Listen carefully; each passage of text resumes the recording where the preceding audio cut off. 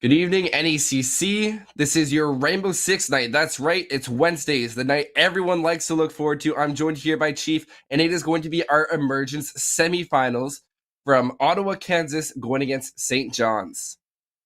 Binks, did you coordinate your mood lighting? Because we have a blue background here in ECC, and your room is coordinated with blue lights. I also heard you say, Siri, can you change the lighting? Well, Chief, what lights do you want? Give me a color. Uh, Go with that yellow down there by your name. Okay, Echo, set all my lights to yellow. There you go. Yeah, that's actually pretty close, too. You know what else is pretty close? Our bracket so far, because we've had some phenomenal matches, some phenomenally close matches. Let's see where we've gotten to bring us today, because it's Ottawa versus St. John's, and I've heard that there's been some few upsets down the way, and I've heard that there's been some gnarly matches so far. There has. It has been quite an explosive series so far. We have actually seen these teams play before, as I believe you might have mentioned, Chief, but they actually lost. So I believe it was Ottawa University who lost to St. John's, and that was a series that went all the way. It was 1-2. I don't know what the score was. Point differential was 13-16. So you know that both these teams have what it takes. So I think that we could possibly see the series go all the way. Oh, most certainly. And that's the thing with NECC. When we go into the emerging bracket with our newer teams to competitive collegiate Rainbow Six Siege, I mean, they are developing. And that match that you alluded to took place during week one. So Ottawa, they may have stumbled in week one, but they might be able to come back now into the semifinals match because they've had the entire 8-week season to evolve and grow. Now let's see if their map pool actually evolved and grew, because in collegiate they like the same maps. It's usually cafe, it's usually clubhouse, and usually Oregon. It's there for the decider, but look at that. Chalet first. Thank you. Well, you know, Chief is happy about that. I am too, and you're probably wondering, okay, I play ranked all day. I play comp. Like, what's so special about Chalet? Chalet is really Not refreshing cafe. for us. That's what's special about it. What's really special about it is that it is actually Chalet. It's regardless, it's changing things up. It's giving us something new, a refreshing look, and especially for NECC, these collegiate teams, we're newer to the scene. We get to see a lot more creative strategies come out, and it actually helps us as players and casters evolve to understand the game at a different capacity. All right, we've talked enough about the actual map itself. Let's do something rare, Binks. Let's press S on our keyboards, and let's actually send us into the lobby. And as we start to prep for Chalet, Binks, what are some things that we can look for our teams? Maybe starting in the operator ban phase or strategies moving forward? Well, we have to make sure that each of these teams, while on defense, have the capability to extend off the site. On Chalet, if you just sit right on the site, you're not going to be able to get anything done. You'll constantly be pressured and pinched out. Getting rid of that Thatcher is a very huge ban because it basically enables you to work out of sight, and it disables the attacking side from being able to disable and push right into sight. It gives you a bit of a buffer space. A second attacking ban, you could probably see a hard reach go. I wouldn't be surprised to see the ace, or most likely a jackal, just to deny people from their movement and keeping those extensions quite prominent. I Now still think moving, yeah, Jackal is the laziest ban on the planet. I despise Jackal bans with a passion. I mean, you're talking about it's your valid. extension. No, I don't think it's valid at all. No, as in like Especially, your point is valid. Your point is valid. oh, my apologies. I was about to fight you to the death. I didn't care about your mood lighting in the background, my friend. Like, Biggs, you were about Well, to just, you're gonna have to change it to red because that's all I was seeing there. But moving, like, I would talk about that Jackal ban. Why it's a lazy ban and why it's bad on Chalet is, sure, there's going to be some roaming, but as you alluded to, the offsite pressure is more going to be through a structured hold, right? Let's say we're going to our first bomb site as bar. You're going to see probably 3 deployable shields, so Goyo and the smoke deployable shield. You're going to see ADSs with my pancakes. Sometimes teams are experimenting with a Rooney in there as well. And Jackal isn't really going to factor into that roam clear. It's not going to affect that clear at all, because you're going to have to bring a plethora of utility denial, those flashbangs, those Flores, as you have to commit to utility burn. And far too often in the lower end of NECC matches, teams just crutch Jackal Band because the roamers don't understand how Jackal works. They panic when they get Jackal tracked, and then they kind of run around the map like their hair is on fire because they say that before ping. That is unacceptable to me. Like, if you're Jackal tracked, you know exactly where Jackal is. And if you're cutting, if you're smart enough, and if you have good coordination and good team comms, you can punish the attackers. And having information on where that Jackal is when he pings you is critical to how you play as a defender, because it gives you that real-time information. Again, it requires some game knowledge. It requires some spatial awareness. It requires an understanding of how long your footprints stay on the map. But that's what separates a good Rainbow Six Siege player from one that's lesser. That is a very valid point, and as much as I wanted to let you keep on ranting, we have a game to focus on too, which we don't actually have to worry about Jackal even at all. But key takeaway, guys, stop banning Jackal. It's like putting, honestly, it's like putting your dog in your dating profile. You're making it too much about someone else. Don't worry, I think we both do it, Chief. It's okay. I have an adorable puppy who's been on broadcast a few times in ECC, and she might make an appearance too at some time as our comfort dog of the evening.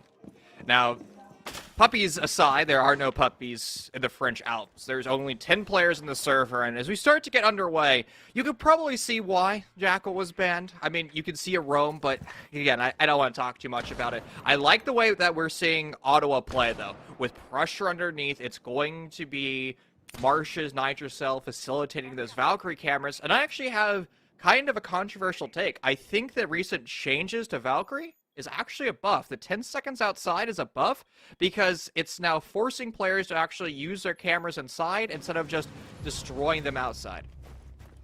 It's definitely changing the way people play, and it's changing the meta in a sense, where Valkyrie was always getting taken and thrown outside. Now we actually see her a lot more like what we saw her when she was first introduced all the way back in Dust Line with her 4 cameras, where only one would go outside and the others would be scattered throughout sight in the map. And very powerful, and I think we could even see down the line Dokkaebi come into play.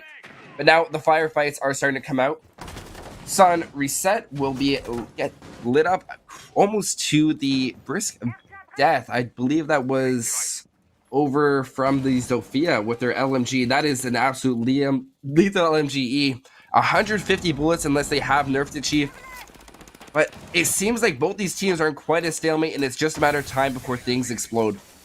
Kelly Lance detonates in the background. There is an active bandit trick from Sun Reset, but unfortunately he misses the wall, and he actually dies through the propagation of the explosion, the exothermic charge. That was because Sunset was on low HP from a nade already shot downrange earlier. So now St. John's a lot of control with that initial opening kill coupled with a follow-up after that.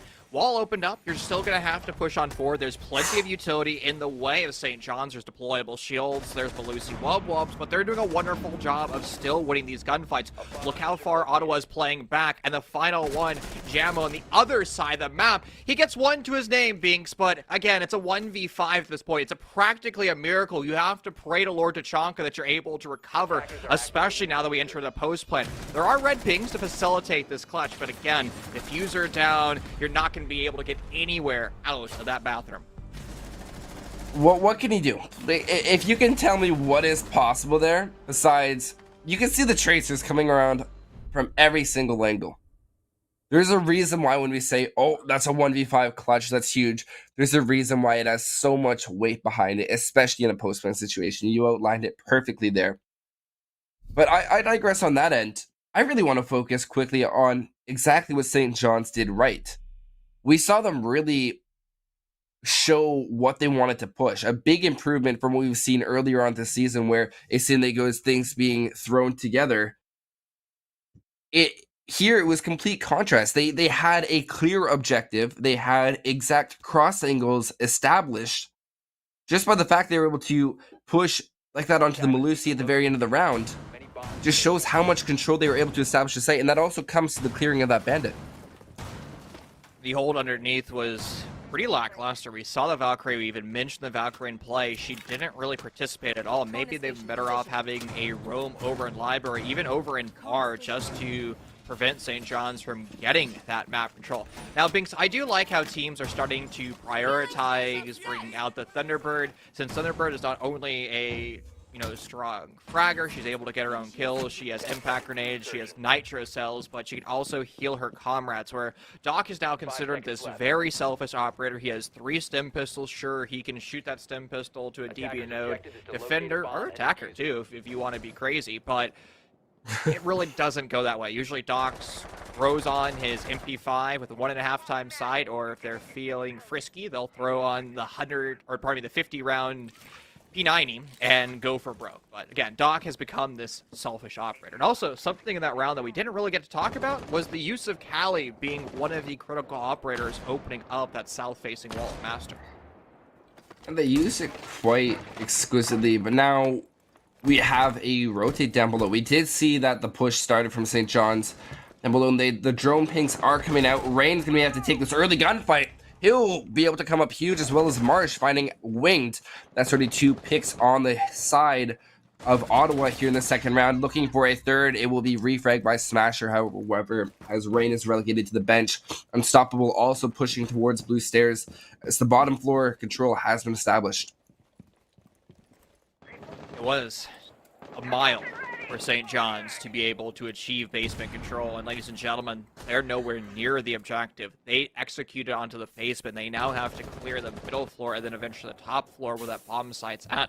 That's quite a tall endeavor to do, especially when you've lost your primary and only set of grenades, as well as your only wall facilitator, the Callie, with those lances. So now you're not going to be able to replicate the success you did in the previous round. Havoc is going to struggle to open up that wall. So now St. John's needs to start to experiment with a new attack. I advise them to go underneath, use the impact grenades of the Sophia Lifeline launcher to open up that wall. There was an impact trick, and, or not impact trick, bandit trick taking place. And once again, Sun Reset is back here, and there's those double impact grenades from below. Exothermic charge detonates, and Sun Reset forced to hightail it out of there.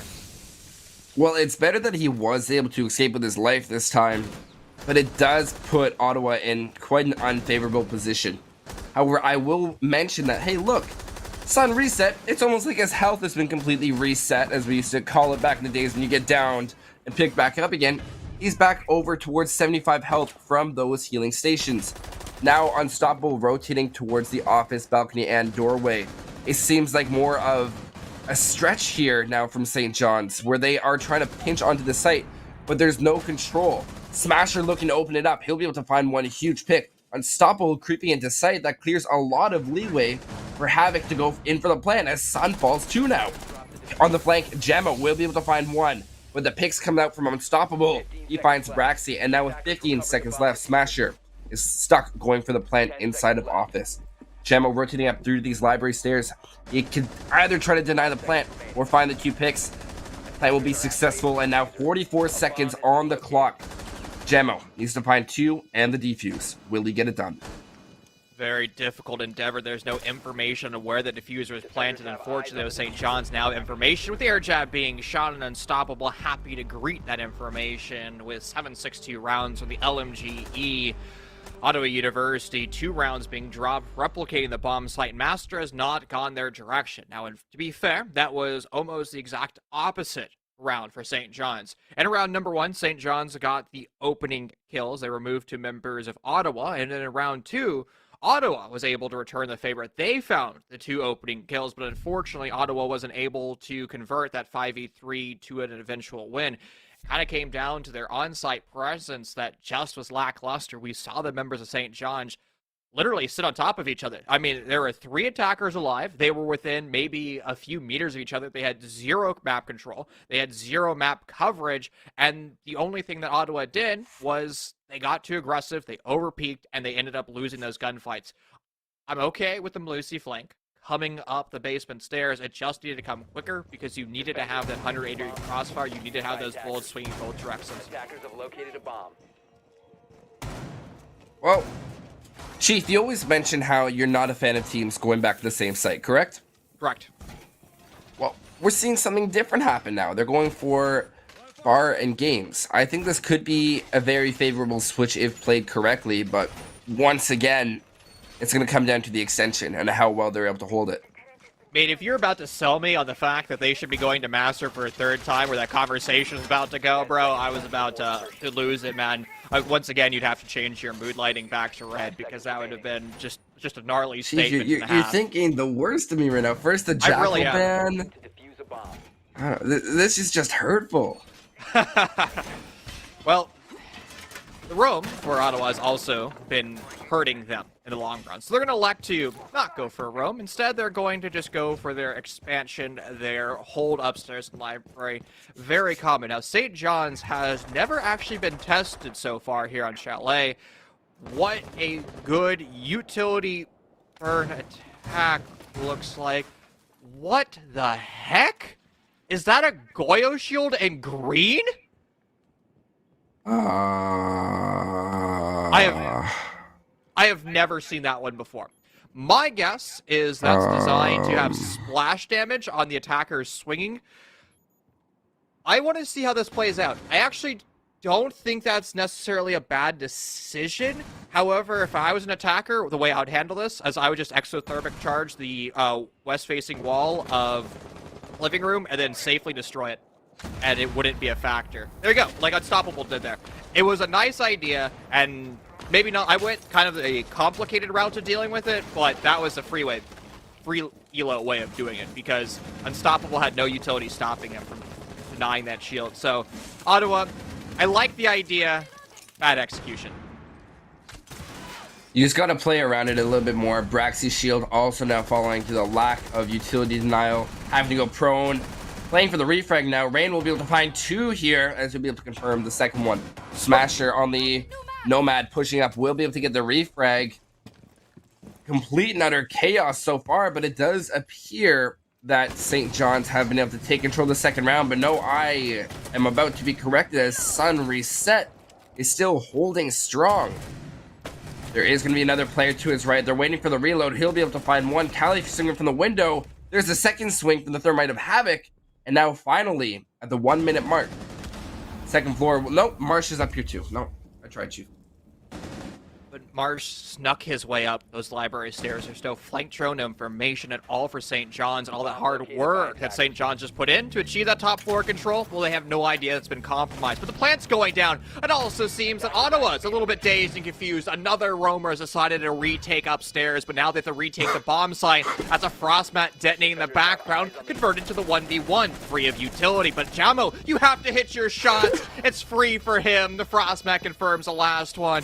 That was getting very tight there in the end, being a good retake upstairs by Ottawa. But again, St. John's, where are your flank drones? Why don't you have coverage? You have a Nomad after all. And speaking of Nomad, why didn't Nomad swing when Rain found those two kills? Instead, Nomad just vaults in. That seemed like an interesting decision because on that window, you can deny that play, absolutely, and prevent the first gunfight from taking place, let alone the second one. The only thing I know, Chief, is that my man Braxy, he's got one kill. That Frostmat is an honorary kill. That is his and his alone. Actually, I just want to make sure the records show that. So they've changed the way kills work. Actually took place in the mid-season. So what does that make it? 6 weeks ago? If you get the DB-no, so you put the person in the DB-no state, you actually get the kill. And if you confirm the kill, it's actually your assist, not your kill. So if somebody hops into your frost mat and somebody else removes them from the field of play, the frost mat wielder, Frost, actually gets the kill. Why is he still at 0 then? He wasn't Frost. He was Frost. That's Cap. No, it's not. I called out Braxy sitting on the top of library stairs. We'll go prone. His shield gets dispersed. Oh, what Braxy does? He was Frost. Yes. You do get that. What? That was a thing. Huh?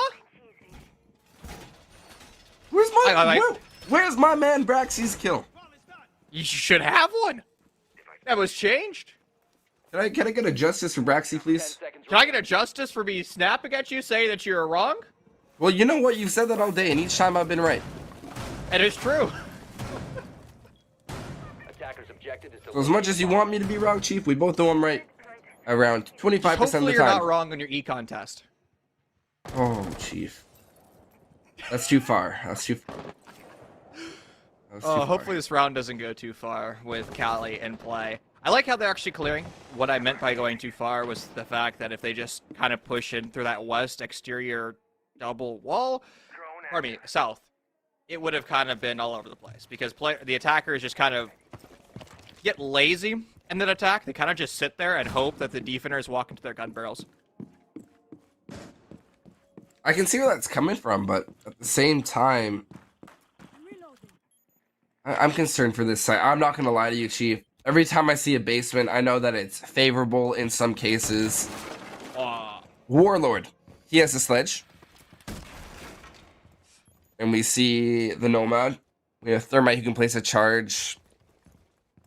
We have Sophia. This is just a whole bunch of red flags, Chief. This is like when you're on a first date and you just notice a lot of things and you just got to keep reminding yourself of them. That's where I'm at right now. And I'm kind of concerned and I hope it works out. What was that analogy? A bomb has been located. I don't have a buddy system on your dates. Make sure that you accurately vet the person that you're seeing for the first time, just for security reasons. And also, for security reasons, we're going to have vertical holes established over the basement stairs to make sure no defenders get any enterprising ideas to run up those stairs and try to flank the attackers, just like they did in round 3, where Ottawa was actually able to win. Now there's Belusi Wubs denying unstoppable, but the nade once again, and that is the telltale signs of St. John's. 2 opening kills are ready to start for your execute. Rain dodges bullets, entering into the Matrix. I guess he took the red pill in that. But look at this position from Ottawa. This is terrible. 2 players over in blue. And Unstoppable gets fed a free kill. This is information right now. St. John's, you execute on the bomb site because you technically can put a 4v1 on site since the other player's over by library stairs. The bomb site's actually has been completely left alone. There's nobody around at all. St. John's, drone and push. You have a free site. You can plant. You could have planted a long time ago. Go for it. Plant. It doesn't happen because Unstoppable gets a kill. And the bomb site was completely vacated. Like, nobody was around. Like, what are you gonna do? Like, push. Do something. Don't bait. I don't know. Chief, I don't know. You're talking about my analogies. What analogy am I supposed to make there? I don't know. They had the site clear. It's just a matter of pushing. Regardless, Ottawa still has their 1 round, or as I could say, the Braves have their 1 round. And it does look like they can push for a second one. Master Bedroom and Office is going to be the next site they do attempt. If that doesn't work out, then they will be able to reattempt the one site they have been able to win out, which was Bar and Games. Mm-hmm.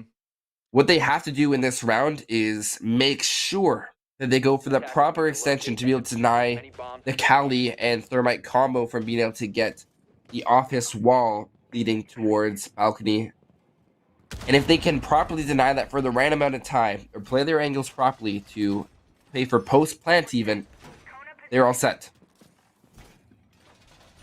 I definitely don't think that we should be going to Master now for the 3rd time. That seems like an absolute stretch. You've lost it now twice. You've only been able to win Bar, and that was kind of off a Hail Mary clutch and double flank up the library stairs.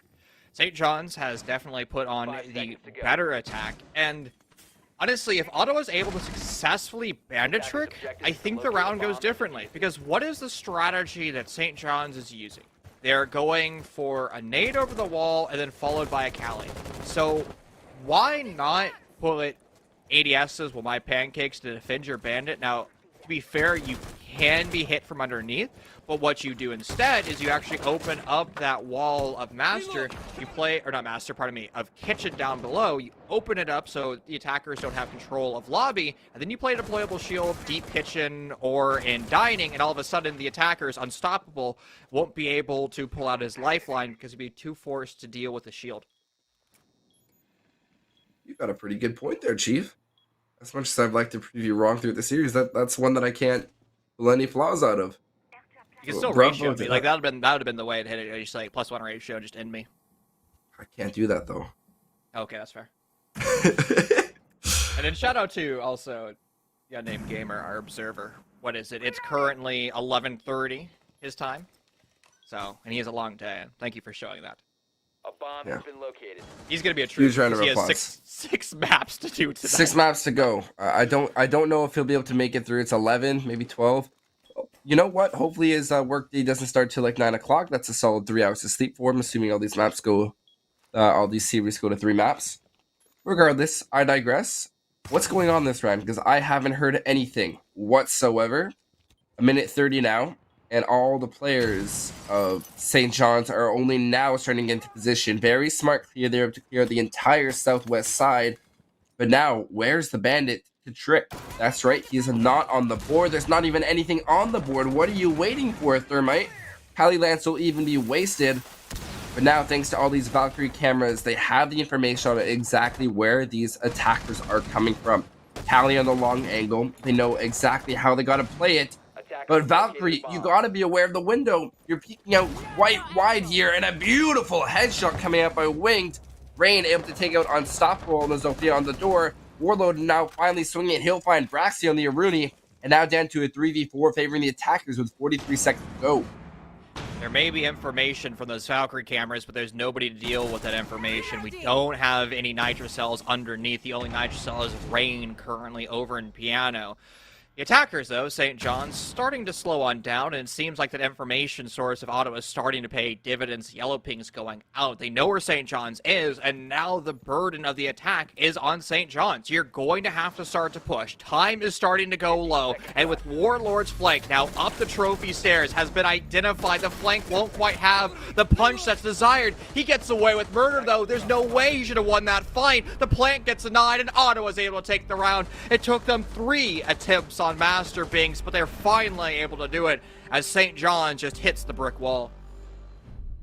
Well, you keep on trying, you'll get it eventually. I think this is probably one of the first times I've ever seen that the third time is indeed the charm. Quite ridiculous that that's the saying, though. Third time's the charm when the third time is almost never the charm. But good to see that it finally came true. Wait, Regardless, they made a third charm and they put a charm in the game? No. That was bad. Oh, bro. Honestly, what did I say? You said some joke earlier, and I gave you like -1 out of 10, bro. I think I deserve like No, -1 million that's out of 10. worse. That was That so was, much I know, worse I'm saying, than that was me. terrible. Gee, Man. wow. I'm at a loss for words. I didn't know you could go that low. Wow. Okay. Regardless, Ottawa looking to possibly, and I can't believe I'm saying this, Ottawa's looking to even out at a 3-3 split. For defense here on Chalet, that would be quite a valuable take, especially considering that these recent rounds have been easily won by them. And I will forget about that garage round because it just should not have gone garage. So, do you think garage is worse than dining room? Yes, 10 seconds to go. 110%. And I guess a follow-up question: how much do you think, like, the upper echelon, professional play differs from Objective is to defuse the bomb. semi-professional Challenger League to T3 amateur to collegiate amateur? How much do you think it changes from professional level? I think it's an understanding of vertical play as well as the overall coordination, be able to hold a site vertically. That's fair. Where But the reason it wasn't even utilized on the garage site that we saw. We saw a very linear take. But especially there, we could so easily see vertical play come in and just ruin that entire garage site even more. I don't disagree, and just to pull up statistics, unfortunately, though, the second most played bomb site recently in the last major we had was actually the bomb site that you despise. Oh, pardon me, I actually have to re-update it. No, it's not. You're right. So the basement was played 14 times, the 30-60 fitting win rate. Master was a 35% win rate with 17 plays. Kitchen Dining had 34 plays with 38% win rate. And Bar Gaming actually had the only defending win rate with a 51% win rate and 37 plays. So it's a total of 102 rounds played. So I tend to agree with you, but why I bring up that point is sometimes, as much as I love statistics and as much as I love to bring up CGG statistics and professional statistics, I sometimes question if there's a big correlation between pro statistics and amateur statistics, but I think win rates are significantly different. I'm sure we could run like a regression to actually determine this, but that's effort. Yeah, you definitely have a point there, and that is information that I actually didn't know. Well, I do think that the garage is a very good switch up to pull out. You have a very valuable point where, like, how much can that actually, those statistics actually be related? Tally shots actually coming out right now. Huge shots from Winked. He'll be able to down Sun Reset. If he can make his way towards the healing station, he might be able to get back up. Meanwhile, Warlord will be taken down, as well as Marsh will be able to get his kill. Quick resets back. Chief, this round has evaporated in between our fingers, and now it's left all up to Marsh in a 1v4. Fighting for this 3-3 split for his team. He's going to start playing behind the bar. Looking the wrong way, looking for the Zofia of Unstoppable in 9-3. They really have been unstoppable just thus far. Turning around to the bar, won't be able to find the kill, however. Marsh going to find the quick headshot. And now with 35 seconds to go, he has to find 3 more.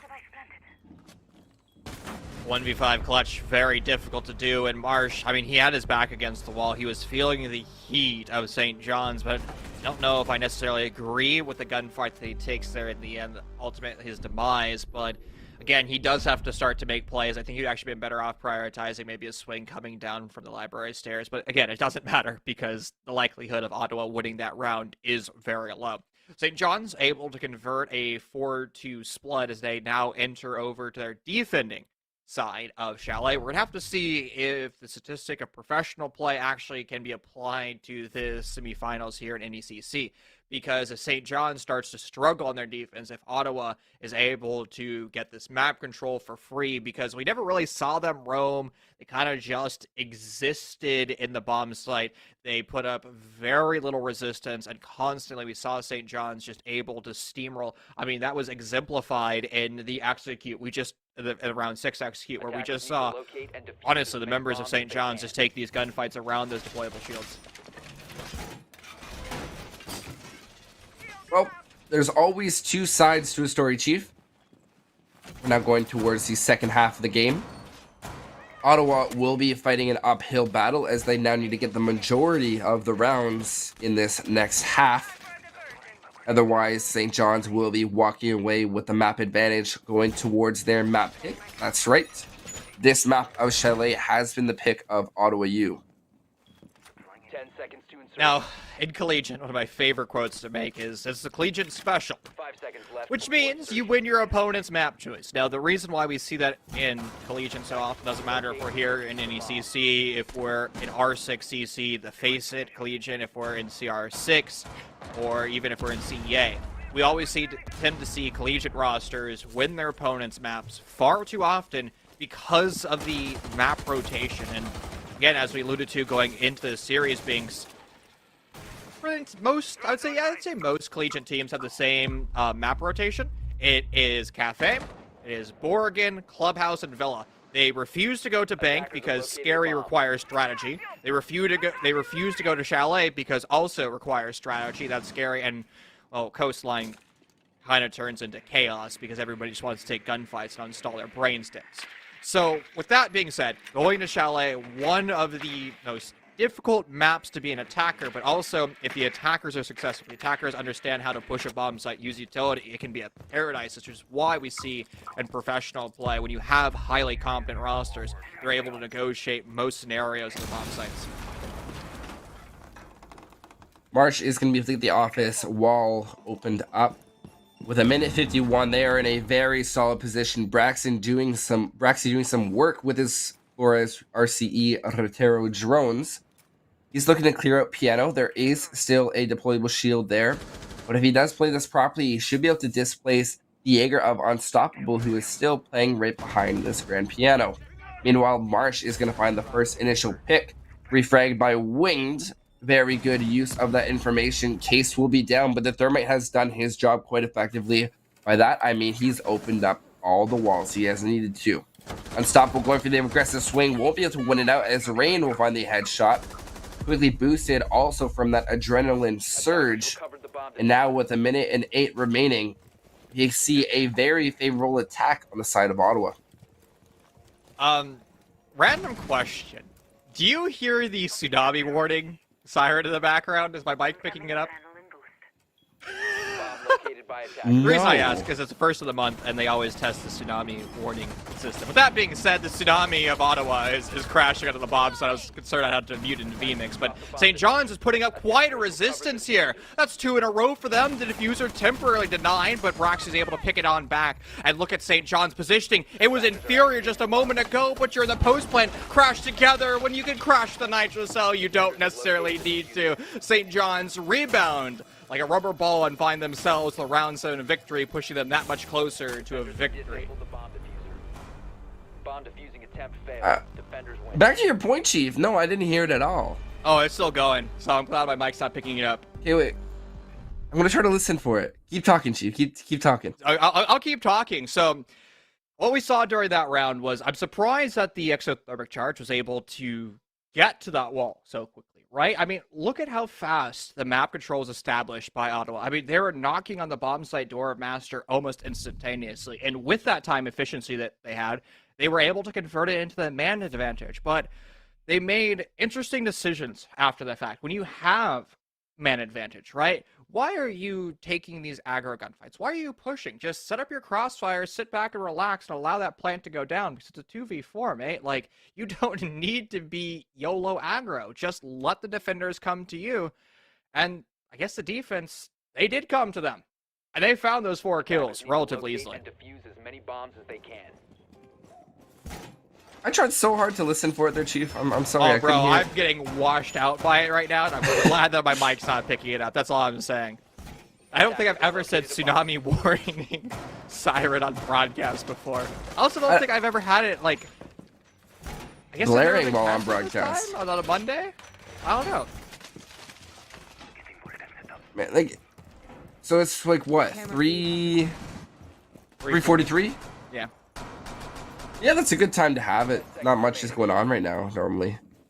But, I think they want to do it so, like, all the people are starting to come home, or they're commuting home so people can hear it. Just remind, hey, you know, if we ever get flooded, you'll this know is what it sounds like. You know, it's funny how... I think it's pretty obvious.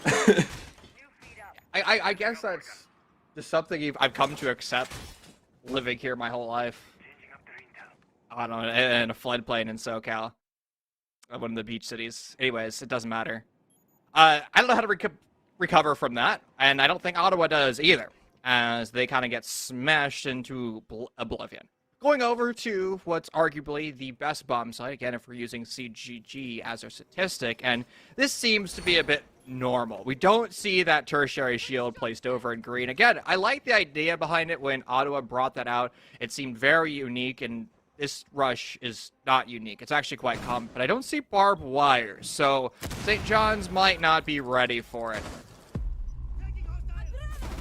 I like it, but I don't like it. It's a good use of explosiveness. Smasher will get the down, not know it because point notifications are off. Now, meanwhile, on the second level, the use of elevation will be the reason for the demise of 2 more players. The vertical shots, as Gemmo might not even be able to spot them out. C4 being detonated, won't be able to find any players. Adrenaline boost will be able to pick up the player down below. Lion not able to notice the shots coming from all around him. It's an absolute flurry. Meanwhile, Winged will be able to find his pick on terrain, as this entire, what seemed like a rush for Ottawa, has just quickly turned into what feels like... Chief, I'm trying to think of a good way to put it. Feels like pain and suffering. I was going to say Normandy, but okay. Oh, I was going to go that serious. Now this round is actually starting to get serious, though, as Jammo is near the bomb site. The threshold of the door is going to be his burial ground, though, so he's unable to actually enter on through. The rush for Ottawa is stalled. It has failed. Too predictable. And Braxley who was DBNO'd, the first technical casualty in that rush, but he's been brought back up by one of his fallen comrades, forced got a to find kill. 3. What? He You did got get a a kill. kill. That is true, but he's going to have to find more. 1 kill is not enough, my friend. 3 is what's required, and if you look at the defense, you have a deployable shield in pocket, so that can be set up to have an extra apex position going into this execute. Plus, you incorporate the nitro cells and Valkyrie cameras. Rax has been spotted, and now his push to the library stairs. Once again, he's going to find himself facing that brick wall that so many of his teammates did early on in that initial rush. Again, time is not on his side. He doesn't have drones, and the defense of St. John's, the luxury is theirs. They can sit back, they can relax, they can put their feet up on their desk and just wait. The exact same push and smashers there to greet them hello. That's a very smart round. I believe the rush from Garage was very quickly called out, just because we did see the alibi playing down below. They got the down, got out of there. And all the players on the side of St. John's quickly rotated in order to be prepared for what they would call, I guess, like they really used the vertical aspect. They used dining hall. I believe the alibi is the one that rotated there. But even directly above them, I really need to highlight that vertical play right there. Right above them, the Jaeger. It might have been unstoppable play on the Jaeger that last round as well.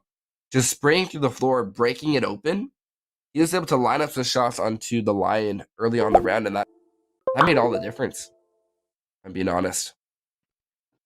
I'm going to be real, though. I think the rush is a lame play to make, especially when it catapults you over to the disadvantage of that point. Like, that rush accomplished nothing because the rush should accomplish nothing. I mean, the only way it really works is if the player over in Firebox, which is the elevated portion above R, is preoccupied in another push or preoccupied in the setup, and you're able to absolutely overwhelm the bomb side. But as you mentioned, Binks, there were vertical established, and plus the hatch drop is usually fast enough for the defense to crash on back. That's a problem when you're going for a rush at a bomb site that is vertical. For example, let's compare and contrast a rush on Planes and Games Villa. Right, if you rush up the main stairs and the roamers have 2 to 3 offsite on the other side of the map over by Master, effectively you have a 5v2 on site.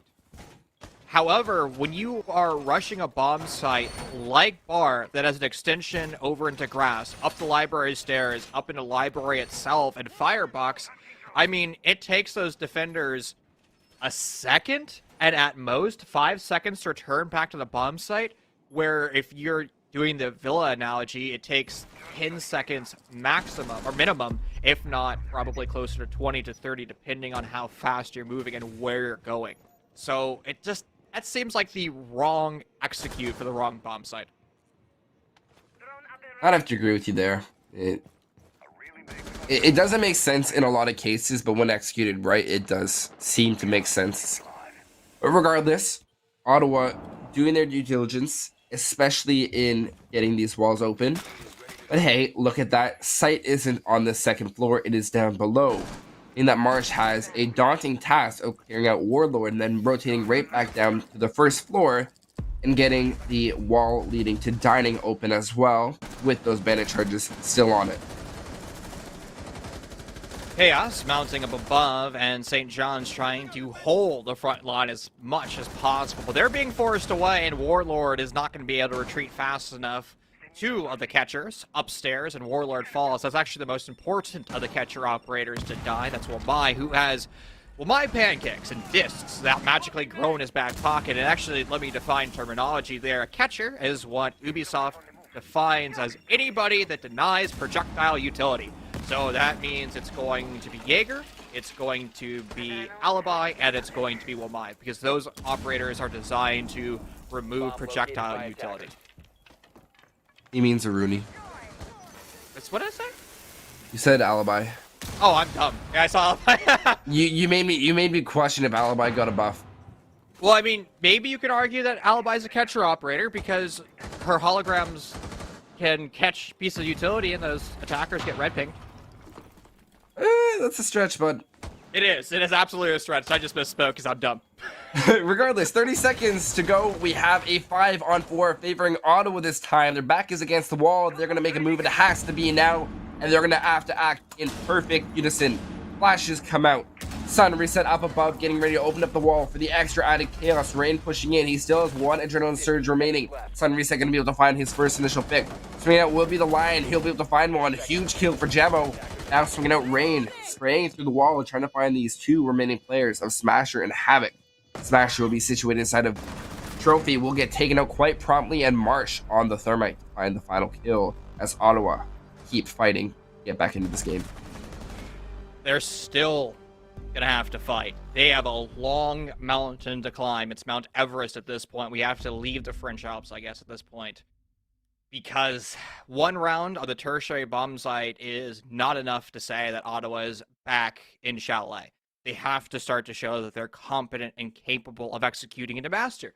And to be fair, Binks, the last time that we saw a Master Bedroom defense for St. John's, it really did not go well for them. I mean, Ottawa had map control in the first 60 seconds. They had the wall exothermic charged instantly. They even were able to find the opening kill, but the trade came pretty quickly from that Nitrocell after the fact. And then from there, Ottawa was able to convert a 4v2 into a round loss because they just got a little overzealous.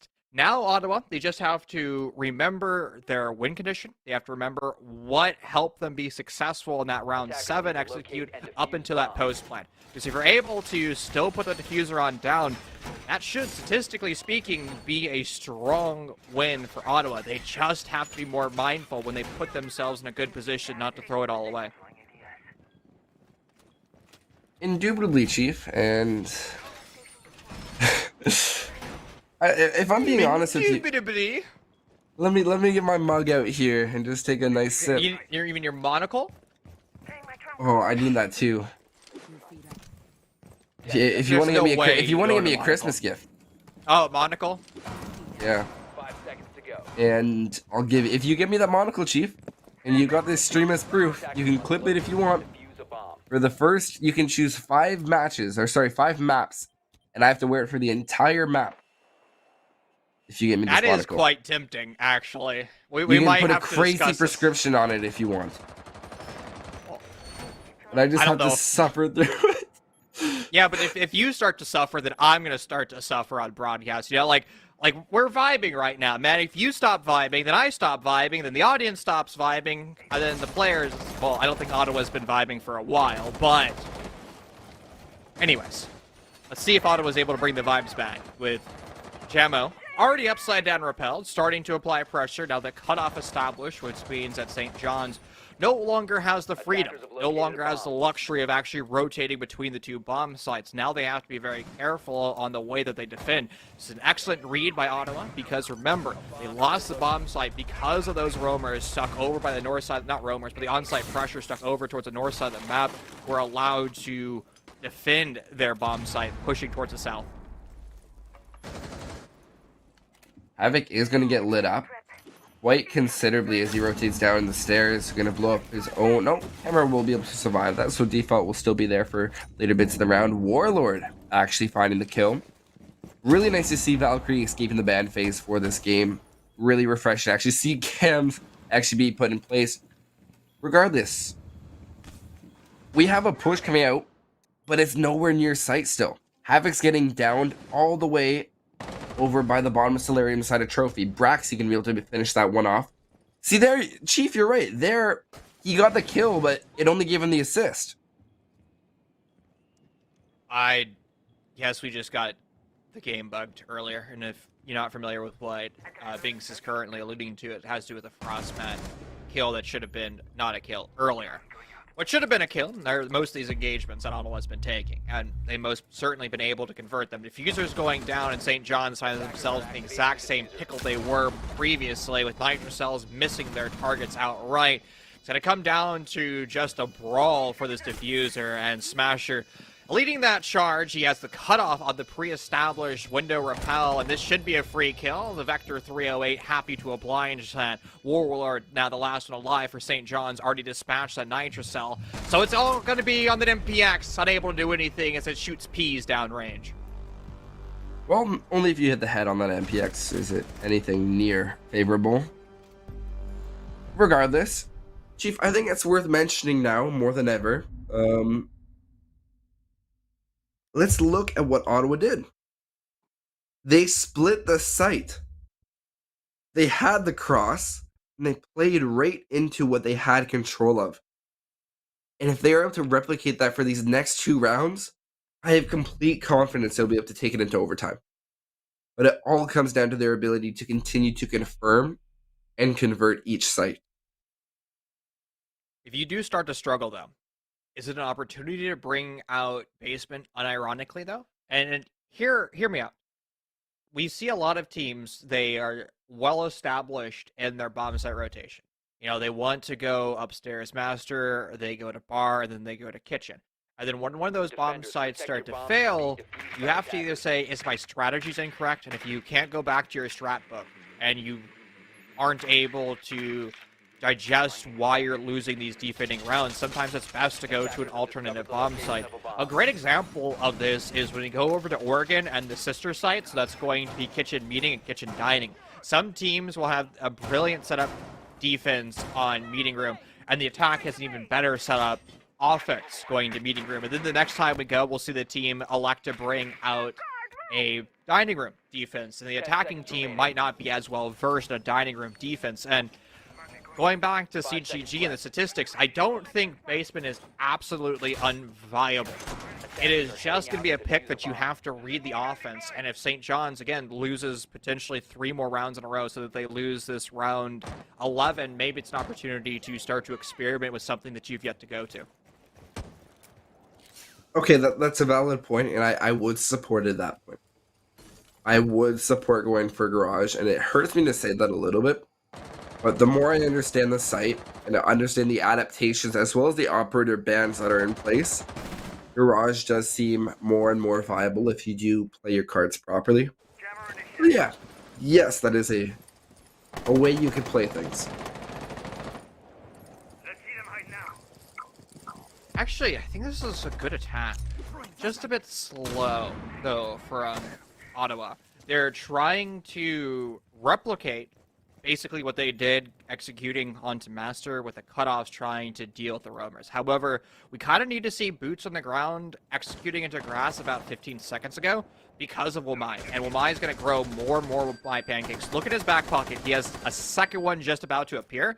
And that means when that utility dump starts to take place, he's going to have extra wiggle room. Plus, once you start to incorporate the ADSs already in the mix as well as with my pancakes that have already been placed down, I mean, you have to start to move quickly. This is why it's such a hard attack to deal with, because of all the utility that's going to be reset. If you miss any of those flashbangs, or if those ADSs are allowed to reset, I mean, you're kind of a dead ship walking.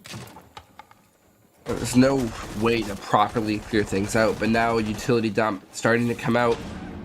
One flashbang will not be caught properly, and interestingly enough, that's exactly how you need to catch things. If you're not actually placing those with my pancakes, those Jaeger ADSs are not going to properly catch things, and Unstoppable will fall to the detonation of the Goyo shield. Rotating back to site, he'll safely be revived by his good friend Havoc. We'll see if he's still friends after blowing up his comrade with that Goyo shield. Regardless, 50 seconds. Braxy now going for the final clear on the second floor. They do have it, but at 5v5, they have the clear. They have to make sure that they use this vertical play properly. Otherwise, this push will not work out, and they'll be right back at square one.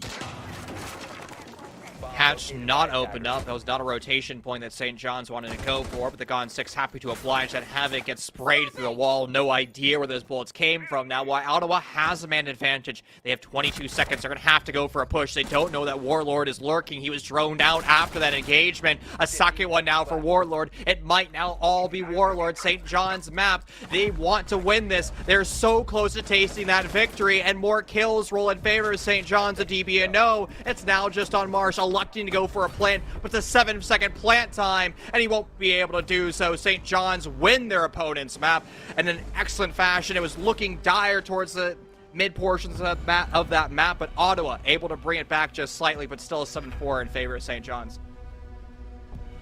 I'm really happy with that game. We saw improvement from both of these teams throughout. It didn't seem like one got worse. It seemed like they both constantly got to a better point because of each other. So if we can see that continue throughout these next two maps, hopefully, then I think both these teams are really showing why they're here in semis, and I think it does bode well for both these teams going into Villa. So what does Ottawa need to do going into map number 2? What do they need to change? They got to continue to split the site, have a clear intention, and stick right to it. For example, if we're looking at planes and games, we have to make sure that they have that line of sight open. Either they go for vault or they're going to go for planes. And they get the walls open. They're playing exactly to cut off what they need. You're not going to overextend, open up extra walls. Otherwise, that's going to create angles and rotates favoring the defenders in the long run. You want to make sure that you have a clear, concise objective and a plan. Get right down to it, get it done, move on. So it sounds like efficiency is what Ottawa needs to move going into map number 2 of Villa. Ladies and gentlemen, do not go anywhere. Keep this Twitch tab open. NECC Semifinals will be back with you in 5 minutes. See you soon.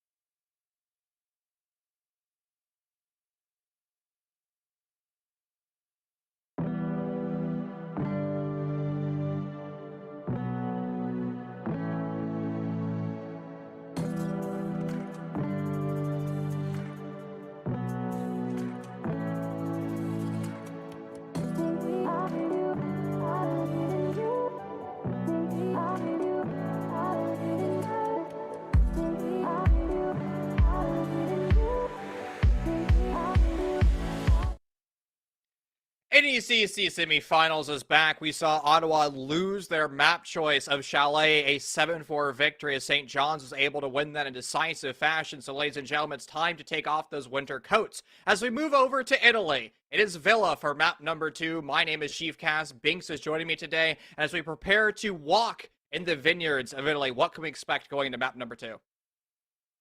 I expect that we should see a lot of big plays, not from the individual like I would normally say, but instead from the teams as a whole. St. John's, if you look at their score lines as far as kills go, it was a very even matchup throughout. And on the side of Ottawa, that's where we need to see them pick it up. It can't be the individual plays anymore. It needs to be every single player showing up and really showing that they have exactly what it takes to win the series.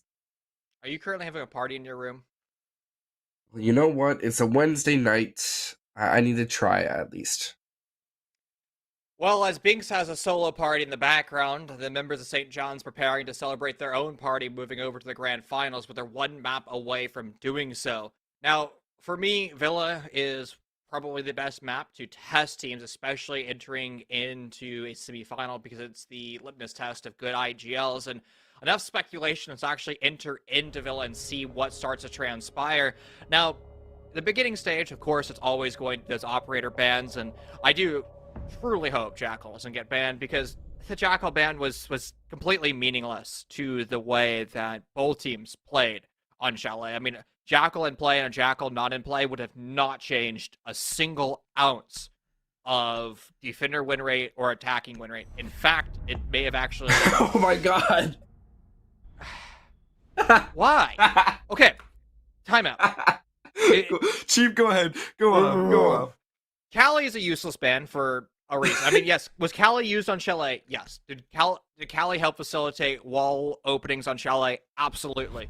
What? Will Callie do so here on Villa? I highly doubt it, because, to be fair, we're seeing professional teams not run hard breachers. And in fact, we're also seeing professional teams not run pocket thermite charges. Now, sometimes they're flexing over to a buck with a thermite charge, but you don't necessarily need to hard breach on any of the Villa bomb sites. Yeah, it's nice to have Gunvault open.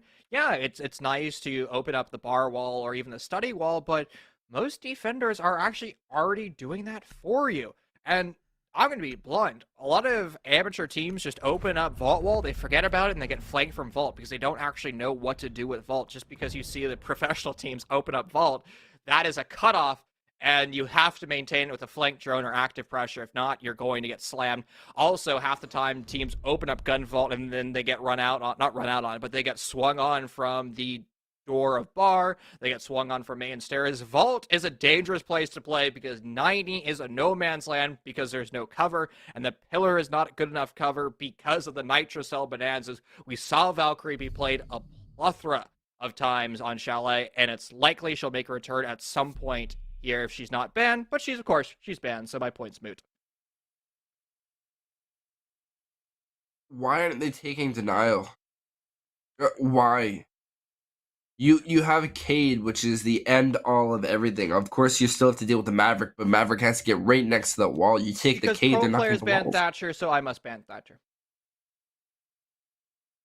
Chief, no. Attackers need to No. and defuse And I don't mean to be facetious when I say this. Why do amateur teams ban Thatcher? Like, Because that's an honest pros, question. because everyone bans Thatcher. That's not a good reason. And I mean that truly. Like in ranked, But why? that do is people... why people ban him.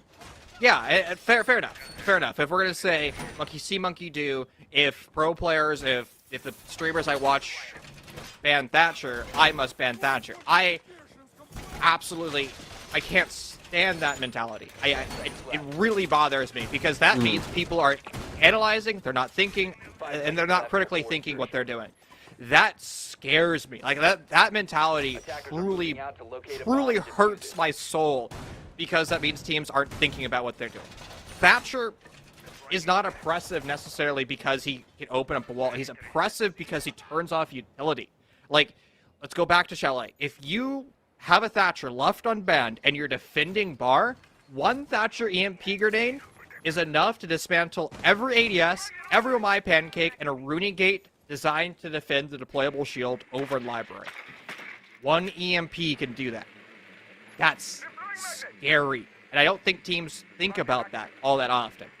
Like, teams just think EMP, wall, remove bandit battery, burr, open sight. Like, amateur teams, when Thatcher's left available, A, surprisingly isn't played as much as I'd expect, and B, just never is able to leverage those EMP grenades. So start letting them on through. Honestly, I did in my ranked games. Now, to be fair, I am, like, lower ranked. Like, P1 is about where I sit every season. So, like, stop banning Thatcher, and teams just don't know what to do because they just don't experience Thatcher anymore. So, honestly, give it a go in your comp matches and in your amateur matches here in Collegiate. You really are here flexing on P1. Thanks, Chief. We all appreciate Bro, that. there's nothing to flex with that, man. Like, maybe if I hit, like... Oh, they changed where P1 is, right? You're Dookie. Okay. Yeah, they're moving on right, to dude. the P1's even freer now. It's even meaningless.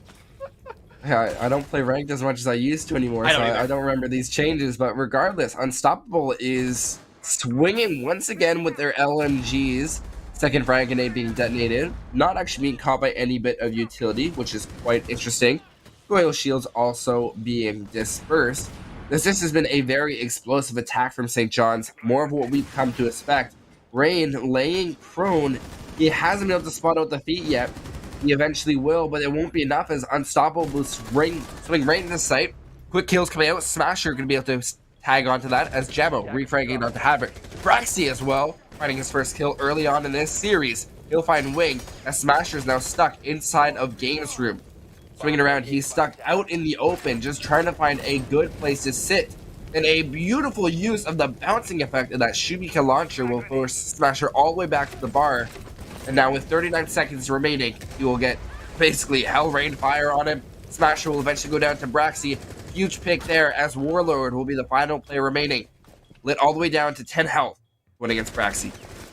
No nades to be seen, so you're going to have to go for the heads-up gunfight, and Warlord elects to go for the sprint key in the middle of the bomb sign, and unfortunately puts his gun on the ground, and yeah, I don't know what you're doing there, bro. That was a terrible decision to make, but in the end, it's going to be Ottawa able to take that round, and it was a steamroll from St. John's. I mean, they pushed their way on forward. They never let off the accelerator, and even that Shamika launcher, I think Lord Chachanka should not have used a Shamika launcher there because it gave away his position. You saw Smasher was focused on the table in Gunval. He had no idea that Lord Chachanka was sitting in that corner. Again, we talked about Thatcher, and this is another pivot point. People forget about the opportunity cost of utility. And it's not just, oh, utility, I'm expending utility to deny area of effect. It can also give away your position. Like, think of it as a giant Nomad laser, right? I mean, when Nomad is putting down her utility, every single defender from 3 light years away can see the utility being dispatched. So, Defenders, protect your bombs from being I don't know. defused by It's attackers. interesting. And unfortunately, I don't think the Shamika launcher was the best play in that scenario, but it doesn't matter because Ottawa was able to win it. It was interesting. 2 area denials coming out there. Both the Shamika launcher and the toxic babes from Rain. They're going to be sticking to that strategy as well. Not going for any wall denial, which will make the job of the ace a lot easier.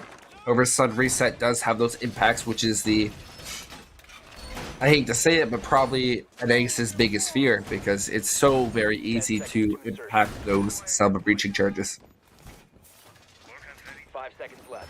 Moving over to the secondary bomb site. Similar lineup being brought out once again. Lord Chachanka making his secondary debut. Now, St. John's, they elected for their quick execute. It almost works out for the end, and I doubt that they're going to go for quite the same shock and awe system. Instead, they're probably going to try to go for more of a rolling thunder style of attack, executing over towards the south, establishing that beachhead, establishing that control over in planes and games, and using that as kind of their junction to take these gunfights with that rotation potentially coming over to Master. Raxi's actually playing a lot more interesting. I didn't expect to see this so soon, but the extension he's been playing, also going all the way down towards that basement, is actually looking like it's going to work out in his favor. So look, the drones are just slipping right by. If he can play his card properly, catch the ace off guard, there's 1 hard reach gone off the board. I don't care that Braxy gets traded out almost immediately there. That is a very huge pick for the defending side. Attackers drop the diffuser. These solo flanks, like, there's no trade potential, and I despise that style of mentality, where you're just making these solo hero plays, and if you get away with murder, that's fine, but if you get traded, I mean, you're now kind of back at square one. Now, of course, that is the Selma's off the board, so a very important trade, but it would have been better off if you had mates roaming with you, and that's the thing. Of course, you know, Jaeger's, his utility's already been placed throughout the field of play. That has slowed down the attack, though. Look at St. John's map control. Look at their push. They kind of looked discombobulated. They looked almost bewildered from that.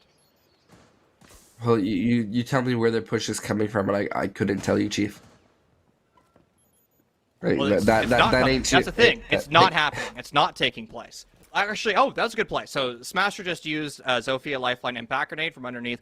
That was the deployable shield between the rotation of Astro and into Split. So that is actually quite effective because that's now one of the apex positions of Ottawa alleviated. So now Ottawa won't have that comfortability, that flexibility to swing off that deployable shield. But they do have quite a fair bit of utility. A decent amount of utility.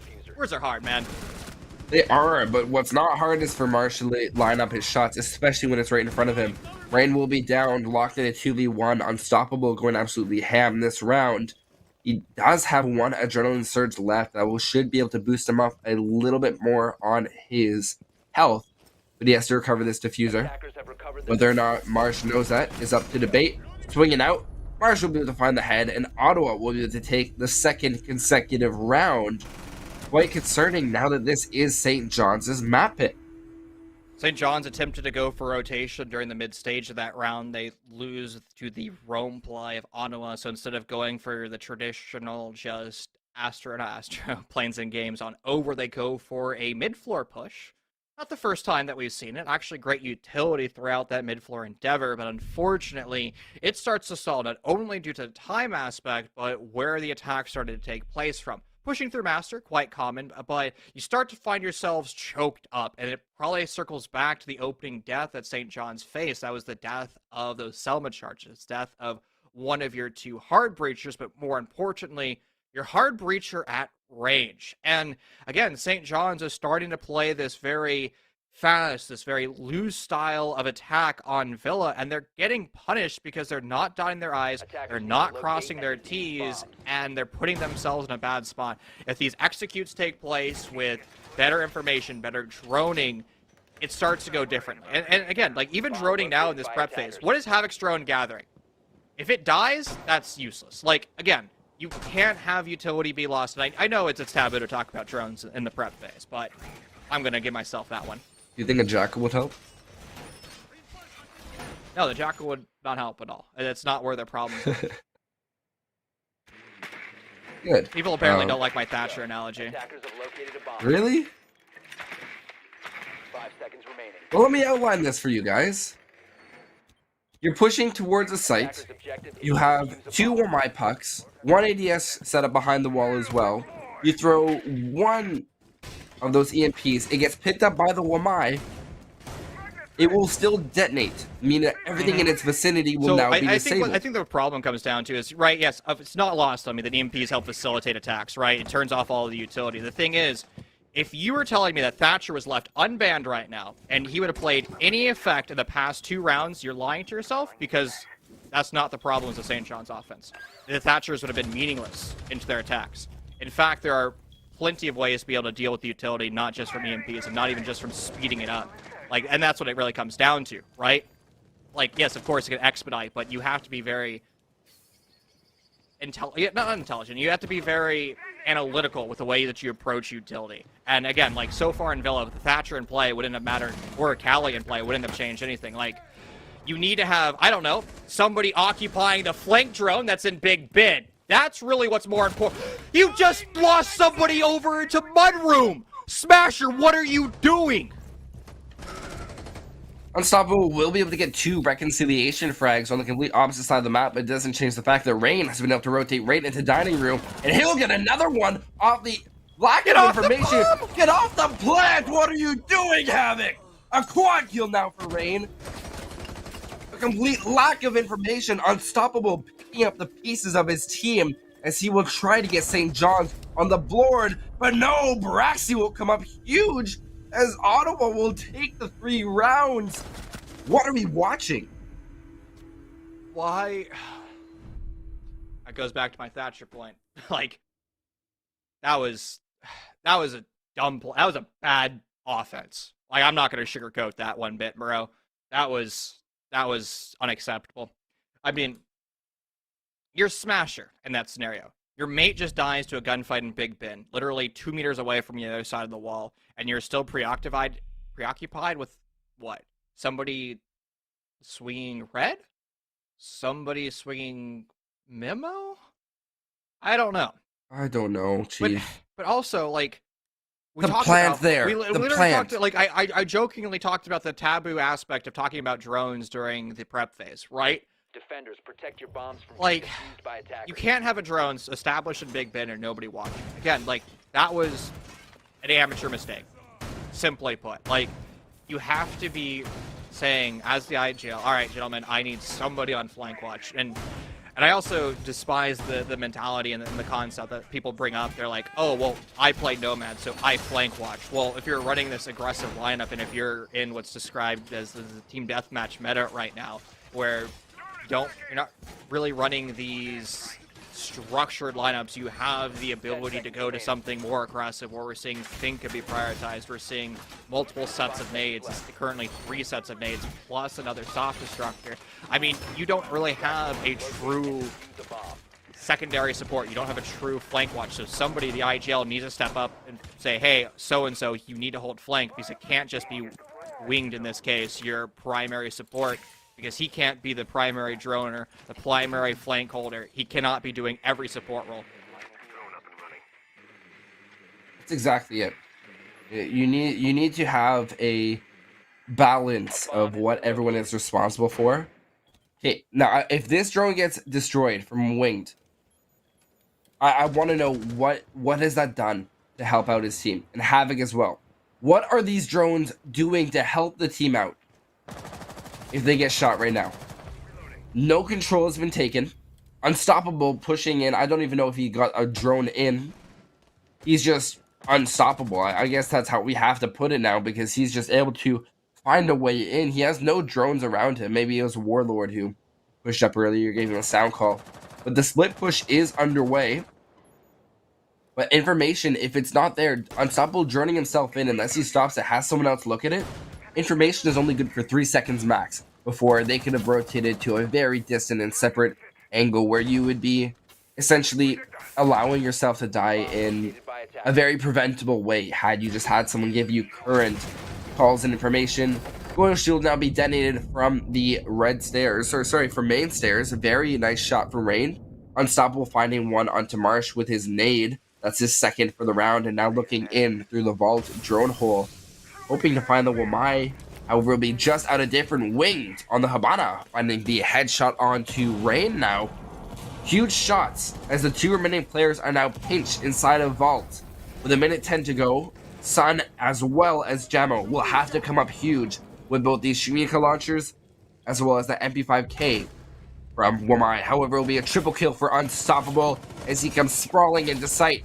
He wants his force swinging around. However, it will be Warlord to pick up the kill. Huge shots there and a much needed round for St. John's. That was a round where we just kind of saw Ottawa sit in their bomb site and die as a result. They brought out the same defense that they did back in round 1, and to be fair, St. John's did have a massive man advantage going into that execute. I mean, was there a single roamer? Was there offsite? Yes, it was killed by Unstoppable. That's right, the opening death was the offsite roamer. Yeah, you already talked about that. You already made a point about that. Where you brain cells, bro. I don't remember.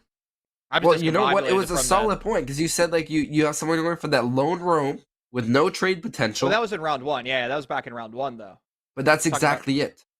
So they brought it. So they just copied and pasted their execute. And see, that's the thing, right? Like 1 roamer with 4 on-site anchors. That's not enough. Like, look at the time efficiency of St. John's. They get the opening kill, and then they're surrounding the bomb site with 2 minutes to spare.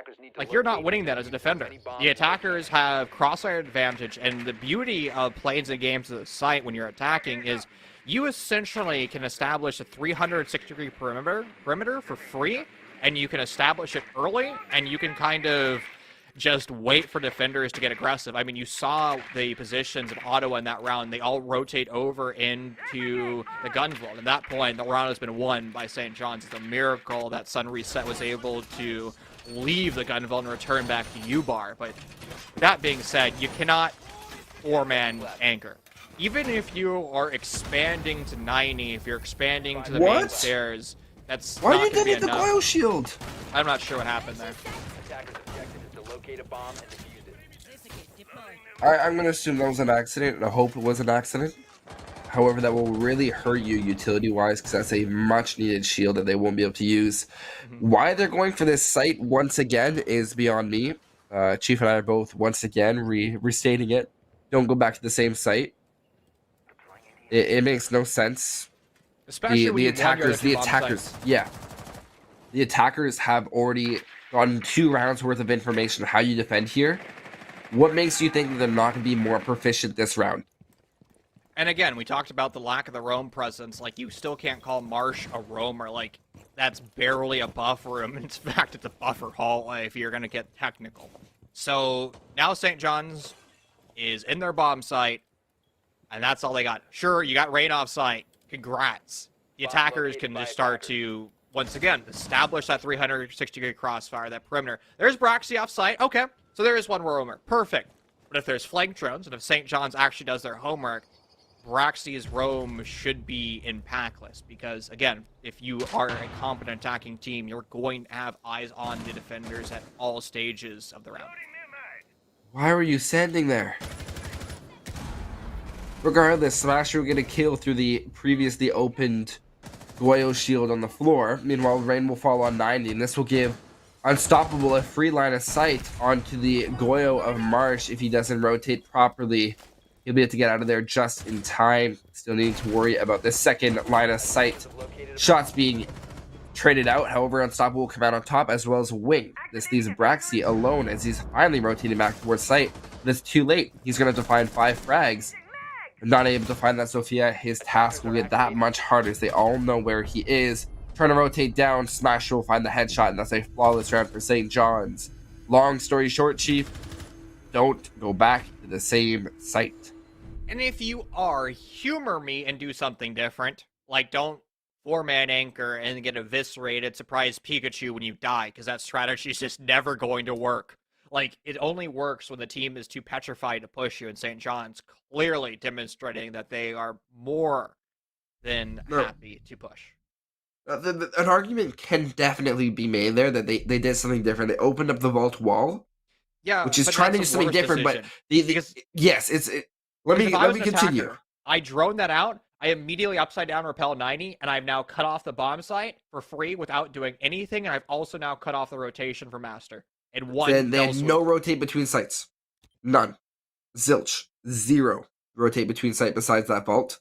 And then that makes that droning even more powerful Attackers for St. John's. And then to be fair, I haven't really Operator I know St. composition John's too. has 1-2 rounds, but they are not droning, and they're not droning efficiently enough, and they're not establishing flank drones.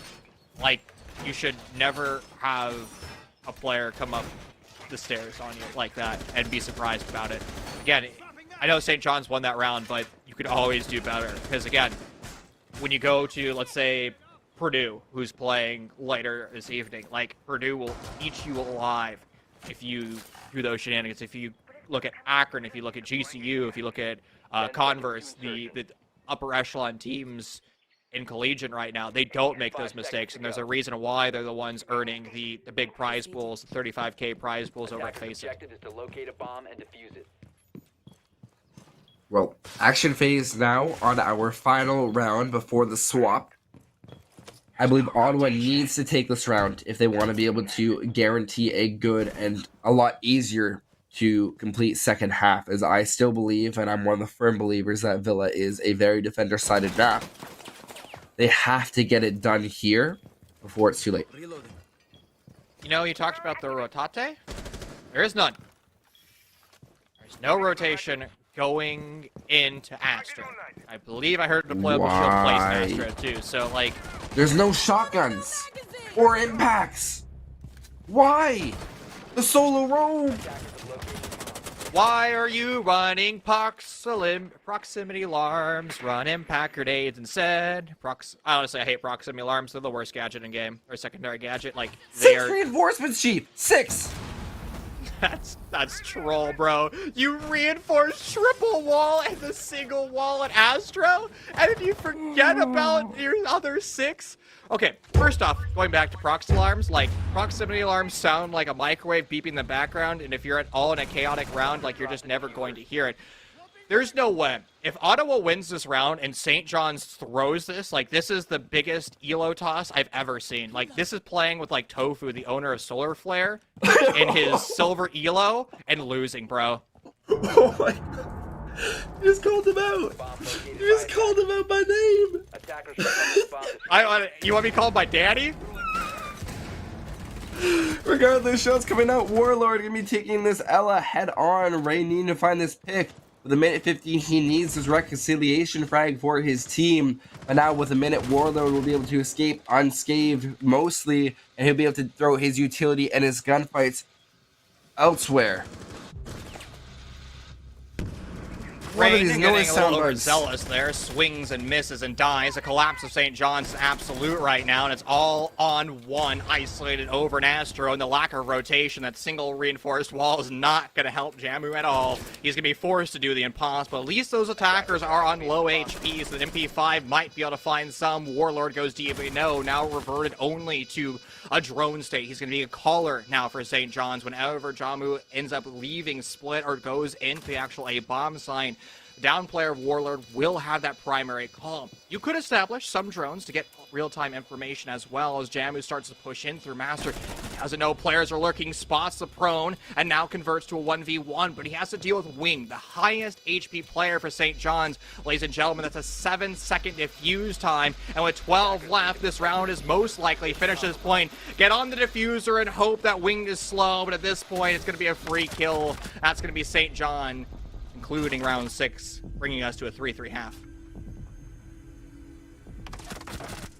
I'm not too surprised by that. They held that exactly the way they should. So good on them for that. The number one thing I was thinking as I watched that Malusi play is as they had to rotate right through the joint double door, basically. Mm-hmm. How great would it have been to have a rotate there? Or Right I don't from know, 6 reinforcements. Baby steps, Chief. Baby steps. To be fair, if St. John's threw that round, I would have been tilted. I kind of already am tilted, but Really? You don't say much. oh man, dude, like that's just unacceptable. Like the fact that so many players of Ottawa are able just to like uninstall their brains and just swing and take gunfights against St. John's and get away with it scot-free baffles me. And the fact that there's been like there were so many there's so many things I just wanted to like pick apart. And again, I don't mean this to be demeaning at all, but we could all do better and we can all improve. And then every single one of these steps, like this is an opportunity for our teams just to go back and VOD review. I mean, it's quite an accomplishment for our teams to be in the NECC semifinals, but you know, we're in emergence right now. We're in the lower bracket, and there's a reason why that they're not in the upper echelon bracket. There's a reason why they're not playing the second game against Purdue. Really talking about Purdue a lot. You want to see that game, don't you, Chief? Well, I mean, well, to be fair, Purdue is, I think, the only of the top 10 collegiate rosters in NECC. That's a valid point. That is a valid point. We all have it's really a our goal only to strive gauge, for, right, yeah. of the top 10 collegiate teams. So It is a very valid point. Regardless, now we got Marsh on the IQ. First time I've actually seen IQ be picked in a long time. I don't know which gadgets that's attempting to spot out as the ADS's alibis and Wamaya pucks seem like they can be easily spotted out for some drones. Maybe the Cade Claw from down below, that could be a valid use. Regardless, I digress for now as... What are you doing? Wait, did they change it? What? Why? No! what happened there? That was quite a util burn. You can't stack them on top of each other. Correct. So yeah, so Why? Okay. So what? In case you're wondering, yeah, I got it. Hey, if you have a Wamai puck take something into the range of an ADS, it will still zap it and take out the Wamai. What happened there is that two things got zapped out. The Wamai puck still took it, and the nade exploded everything, including the shield. Yep. If that's not a blunder, I don't know what is. Yeah, and you have to be smart with utility. And the fact that a Wamai pancake is happy enough to grab one of the nades, but blow everything up too. I mean, it's just, you have to be kind of wary of what's going on. And St. John's, off that initial mistake, they're able to find the opening kill, and that's actually onto the sole hard breacher. But look at where Ottawa is positioned. They have absolute control of Master. No real crossfire. It's actually be advantageous right now for St. You need to John's speak to up, rotate Chief. somebody over. I mean, push on in, man. It's going to be a fatal funnel. You're going to get gunned down. I mean, St. John's should be able to isolate that and should be able to deny any push in through concrete. Look at Unstoppable's positioning. Maybe should have held that. Maybe should have had better trigger discipline and Smasher's rotation through. It won't be ran as Wings actually over on the other side of the bomb site, denying the entry from Bathroom. I mean, ladies and gentlemen, that's the perfect definition of a fatal funnel. I mean, I'm not sure what Ottawa expected, just solo pushing from concrete and through Bathroom. Like, you're gonna die there. Why? Hey, first of all, You tell him. the utility. Thank you, Chief. Because I just want to go off right now. That utility, you can't have an opportunity where you don't understand that. You need to know that, and you have to know it right away. To think that you need to dedicate that much utility in general, 2 ADSs and 3 Wamai pucks, just 2 bedroom doorway to keep a shield, because you think you keep a player there for that long, is just incomprehensible. The fact that you created a sound bug, because I guarantee the developers didn't think people would actually go for plays like that, hurt my ears even more. And then to add on to that, why do you keep trying to push that way? You took an IQ. Clear down below, look up, shoot with that scanner, or ping it for your teammates. Bada bing, bada boom, the wall is yours, and you can go zoom. Thank you. for that. I'm glad we also had sound effects included in it as well. I like how St. John's was mixing up their bomb site rotation, going over to the secondary bomb site first, keeping Ottawa on their toes, but now it's going to be a predictable read over into plays and games. Now, if you wanted to be unpredictable right now, you can be like Alabama Huntsville and go for same darn bomb site over and over again, living room library, and their 20-odd endeavors of that bomb site, they've only lost it twice, and that was both times to Grand Canyon, I believe. So the reason I bring that up is Alabama Huntsville has created a collegiate career, if I'm allowed to use that, based on being unpredictable. That's a Cade I have never seen before. I've never even thought of that. I always shoot the planes down. I always shoot the planes down, and so I tend to shoot the planes down just so when I'm yeeting smoke grenades or yeeting any type of utility by nitros, You can throw a nitro through, they yeah. don't get grabbed by a plane and then you're destroying a plane, because that's frustrating. A bomb has been Night. Nice shot, Jamo. That is a bit of reconciliation from last round. Very nice shot onto Warlord. Why is Warlord Even- peeking that? Like, that's the thing. As Like, Wamai, too. yeah, I mean, there's no reason why you take that gunfight. Like, if you're Wamai, you see the slits in your deployable shield, and you're like, oh, hi there, Lion. I'm just going to wait for you to waste time and burn utility because I'm a threat, and I'm also right now just pushing into the bomb site. What? Ottawa, absolute control. St. John's, no idea that their bomb site's been compromised, but 2 kills now for Wing. He might be able to dispatch a Nitrocell and find the finals. Marsh starts to go for the plant. Smasher's rotation hasn't been read either, and now it's all on one. It's going to be that Vector 308. It's an LMG, supposed to dispatch bullets, but the only thing gets dispatched is himself as he gets finished by a bailiff. Good play on the side of Ottawa until you pushed into sight without a real direction. You were in there, you said, oh cool, we're in there, but you didn't know what comes next.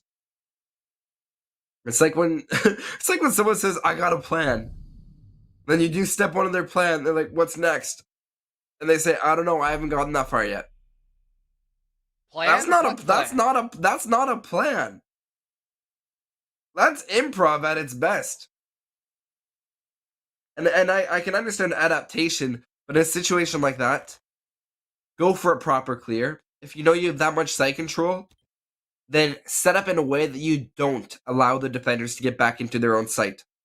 Rather than put yourself in the chokehold protect your bombs from being and the used cross by angles that they already have established from having access to the other site, put yourself in a position to capitalize on the mistakes that they've already made rather than put yourself in a position to make more. Yeah, I mean, just hold crossfires, man. Like, be smart with your engagements. I think we're bomb starting to located by see attackers. Ottawa start to get a little bit nervous, especially after that round 7 loss, Attackers have where discovered the they're location really of the starting to feel the pressure. They lost their own map choice of Chalet 7-4, and now they're starting to feel the 10 seconds to heat go. of St. John's, because this could be a 7-3 if St. John's is able to win 5 seconds left. the rest of their defending stint. If they win round 9, where we're currently at, that's 6-3, and then after that we go to the primary bomb site back, or at least the primary bomb site of St. John's back up to Trophy. So that rotation in mind, Ottawa has to be very careful. But to be fair, this is going to be their best likelihood of winning a bomb site.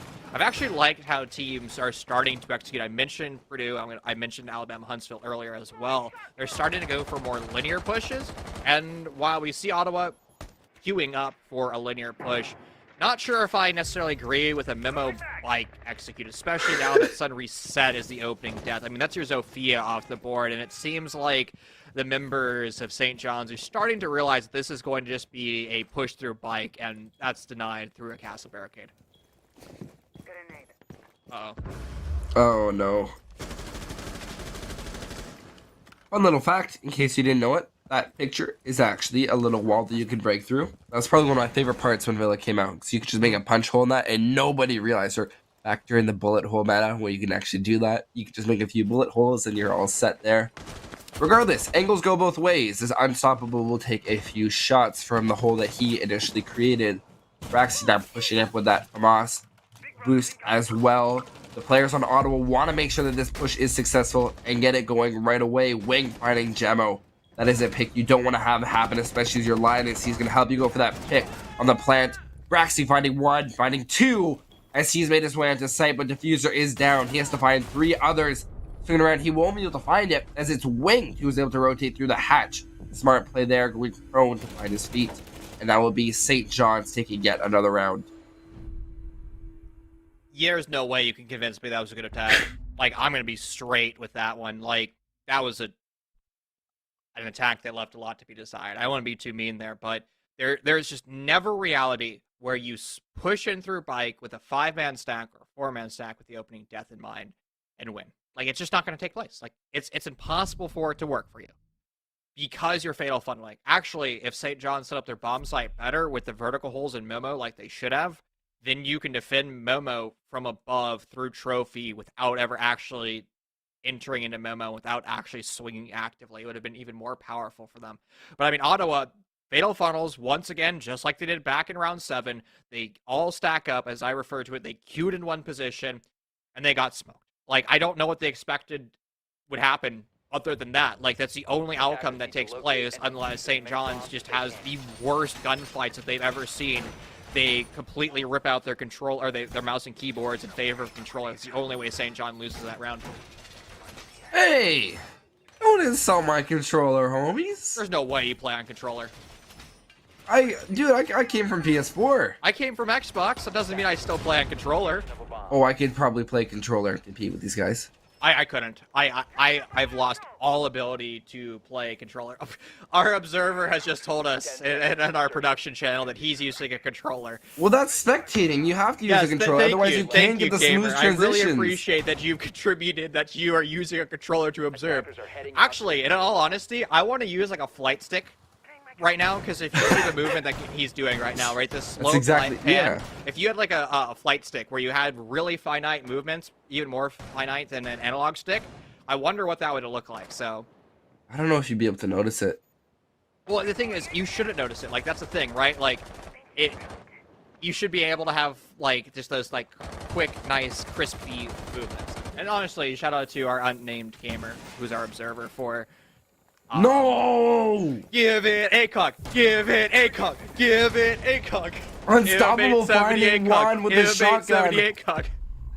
M870, it's not an M870 rush like we're used to seeing in the old days, but he's able to play quite comfortably swinging around. Let me take out that comfort part because he's getting absolutely lit up. Stop mixing my pucks with your Jaeger ADSs. It does not work. We're actually making quick work of the Jaeger as Sun will push in. And we have yet again another Wamai sound bug. Thank you very much for that, guys. I really needed that in my life. Okay. I will say this. I'm going to preface this. Rainbow Six Siege has the most complicated sound engine out of any game, so be nice to the devs. They do try their hardest. I hate toxicity when it comes to devs, so I'll fix it. No, I mean that they shouldn't have to account for that. They shouldn't have to account for people mixing them. Regardless, shots coming out. Warlord going to be able to find one Smasher as they want to end this series right here, right now. Marsh going to fight back with that on that thermite, pushing in through bathroom, looking for the player on stairs, but there's Smasher with a huge double kill. All of them to Braxi, yet again in a 1v3, fighting to keep his team alive. Looking for the footprints, he'll be able to see them, but the moment he tracks them out, he gives away his position, but no! Smasher will find the headshot. And it'll be St. John's University moving their way on to the finals. 7-4, 7-3 for St. John's. They showed up. They played well. They looked like they're the better team today. I mean, Ottawa left a lot to be desired, especially those attacks on Villa. They made a lot of mistakes, and it ended up costing them in the end. I mean, there is plenty of rounds where Ottawa, I mean, they just stacked on those Villa attacks. They fiddle funneled and died in the end, and that's just not a place that you can be.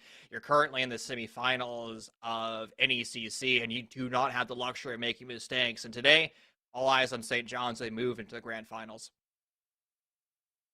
St. John's deserves that win. They definitely played. There was some little areas that they needed to correct on. But at the end of the day, the fundamentals were there, and they played with a lot of dedication and awareness to what was going on around them. And that's something that I just have to give credit where credit's due. And they deserve that win today. Ladies and gentlemen, don't go anywhere. Keep this tab open. We'll be back with you in about 3 minutes because we have a special surprise for you. An interview with one of our St. John's players, so make sure you tune in for that. See you soon.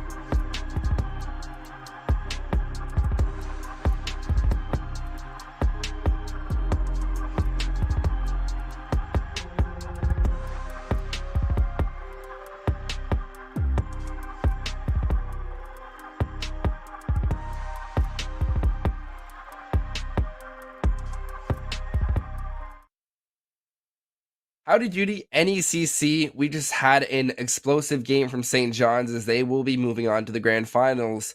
And we are joined now by Unstoppable, who did appear to be quite unstoppable during the game. So, how you doing? I'm doing great. Felt good through it all. Well, my friend, I have the most important question, the only question, or the first time you've ever been asked this question. What is your opinion on M870 ACOG? Hashtag give M870 ACOG. It wouldn't do anything because the distance. But Get him out of here! Fire Yeah, him! no. I don't want hiccup. Okay, We're we have done. someone else mates in the tonight. Someone else, please. We're done. You don't want an ACOG on it, like Battlefield 4 status, Hey, like that would be sweet. hey, that's what I'm saying, bro, right? Like, your final kill, your 16th kill on Villa takes place with the M870, right? So imagine you're ADSing, and all you see is, instead of just, like, that window, you see zoomed-in window and big attacker, because they're 1.5 times zoomed. That would make it a sniper, I bet. There you More than go. it is. There you I've go. converted another Soul Binks over to hashtag give M870 ACOG, but all jokes aside, uncontrollable. Phenomenal series today. I mean, you had a dominant performance, a 7-4, a 7-3. What led to your overall success today? I think our most attribute was preparedness. We really prepared. We strategized. We knew what we were going to do, and we came into the game confident and just had the momentum going in right at the beginning. Like, even before the match started, we were all hyped up, and we were just ready to get going, get through our rounds. So then, without any big leakers, what is your preparation going to look like as you move into the grand finals? Well, it's going to be looking at our opponents a little bit, as everyone does and everyone should be doing, and just practicing our strats, making sure we're saving a few strats for that grand final, and keep it interesting. So, is there anything that you can leak there? Maybe some new interesting strats, like we're going like Alabama Huntsville status, like living room library of Villa? I mean, I guess you just have to wait and see, and maybe if that M870 ACOG comes, I have to bring it up. Hey, there we go. All right, Binks. Before I ask more dumb ACOG questions, please take away my mic privileges. Oh, we would. If I had the ability to do that, Chief, I would have done it a long time ago. Unstoppable. I noticed you playing the Finca today and going for a lot of single roams, especially on the second map of Villa. Is that something you orchestrated with your team? And if so, how exactly did that really join in and help the overall mentality and clear? Yeah, so on the first game, for example, we played more coordinated together, and I pushed with them a lot more because we were just kind of getting the feel of how the other team plays. And then towards the second map, we noticed a lot of openings. So I was able to just go on my solo roam and see the openings and just use my gun skill to my advantage and trust in my aim and my confidence to take the backside while they distracted on the front, or while they were getting full control on the front, and I was distracting on the back. That's a really good point. The operator pick of Finca as well is something I wanted to get your take on. We see her being taken a lot more, especially now that that adrenaline surge actually makes it so the health that you're given will stay unless you're over buffing. Then it does act once again like Doc Stim. How exactly did that play into your selection, the way you push, being able to take that Finca? Yeah, so basically the Finca was to give the extra health, so we could kind of set the pacing, and we could actually take an extra bullet to the chest or something. That way it was able to just keep pushing through while they were trying to gun us.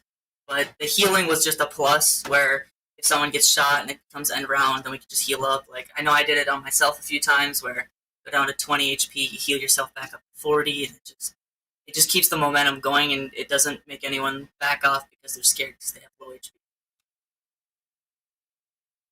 Very valid point. Now, Chief, if you're not going to continue going on about that M870, I guess I can hand it back to you as your mic has cooled down a little bit. I wouldn't go that far, my friend, but just to wrap things up, Unstoppable, who do you want to shout out today? Who do you want to give love? Your mother, your father, your teammates, anybody that helped you be successful in the end? I would love to shout out my parents and my mother especially for kind of pushing me to come to St. John's, and I want to shout out the guys on my team and the school, just being a great school, being great teammates, and just keep pushing each other and keep going.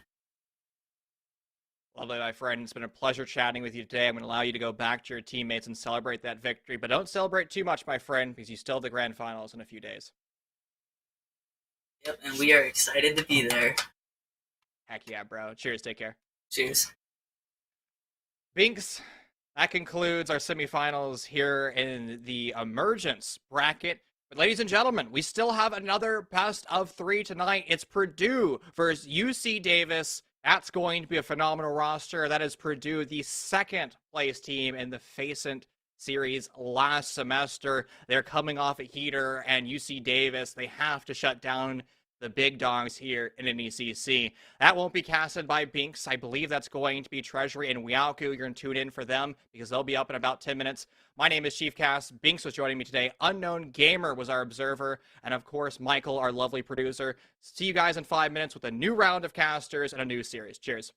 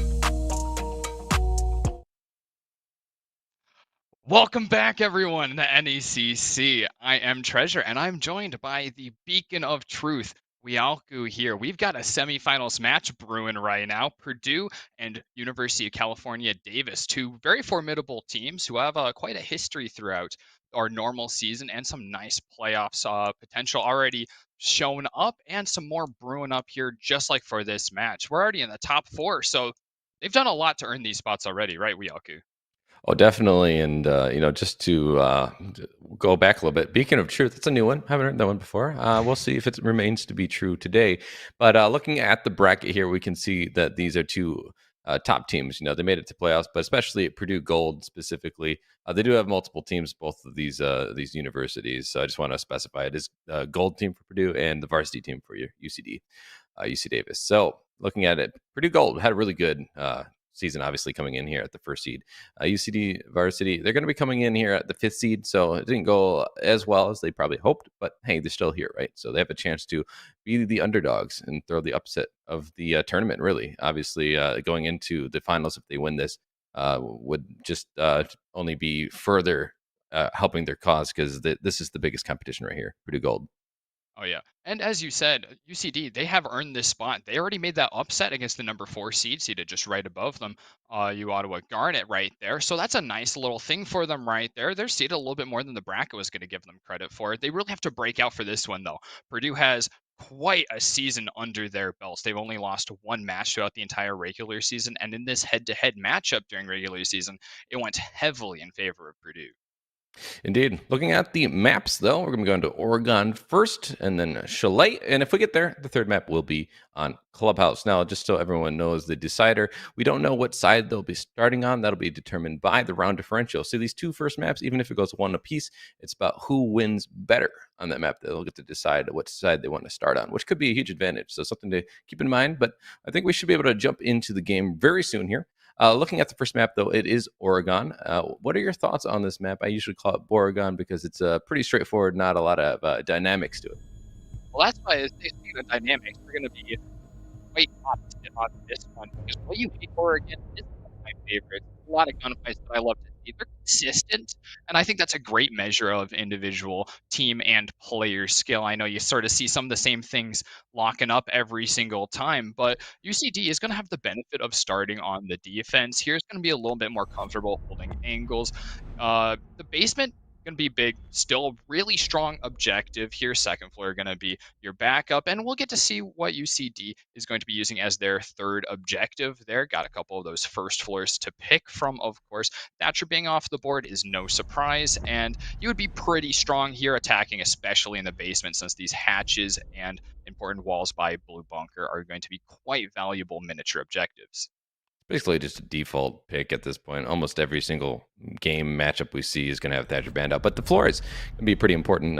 He obviously has those Rotera drones, which can clear out shields pretty easily, and has a decent radius. Can also kind of get jumped on walls and even get things above. So it has a lot of usability, but in this case, taken off the board.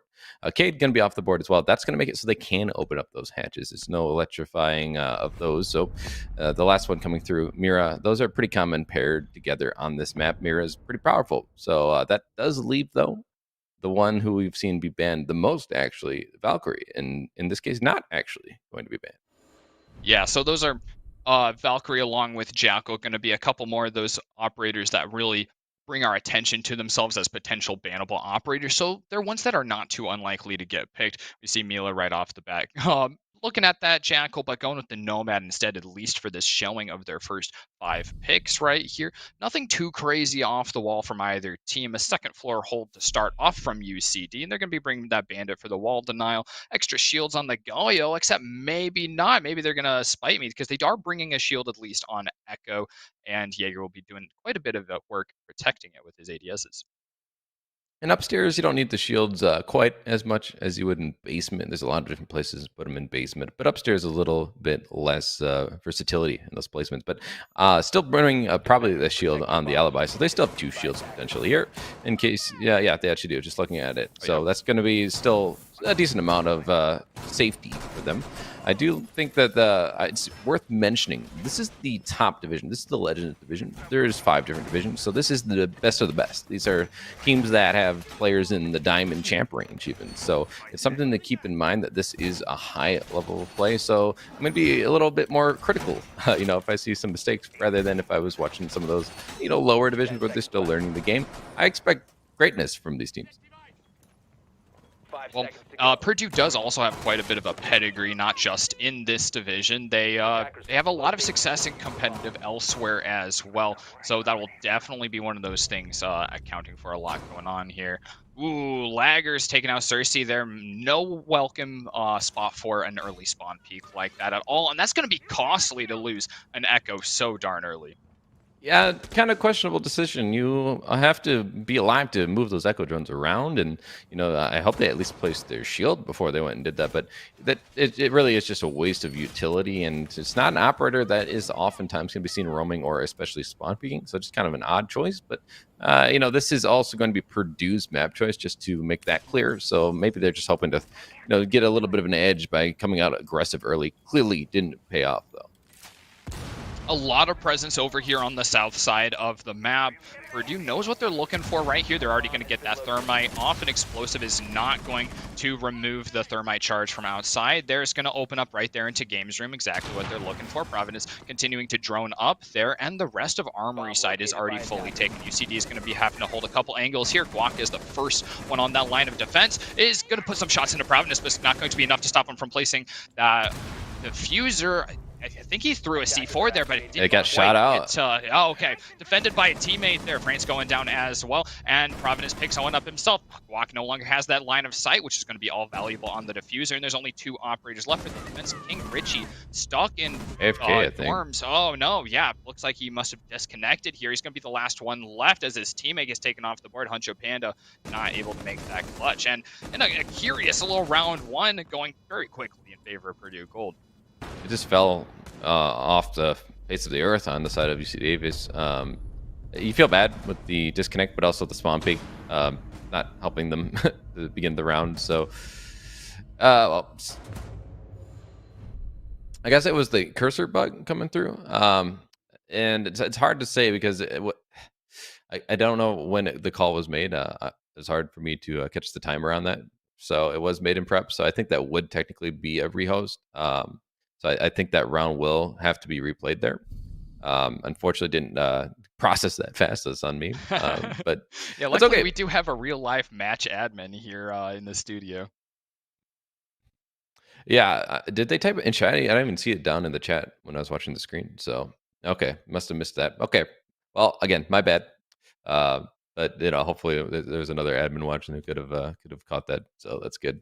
We have other people paying attention to things. So anyway, it's gonna be a rehost. We're gonna have to get out of this lobby, restart it up. So it's gonna take a little bit of time here. But just something to keep in mind though is Purdue, they do have the advantage coming in. This is their map choice, but they've also just been dynamite on both sides.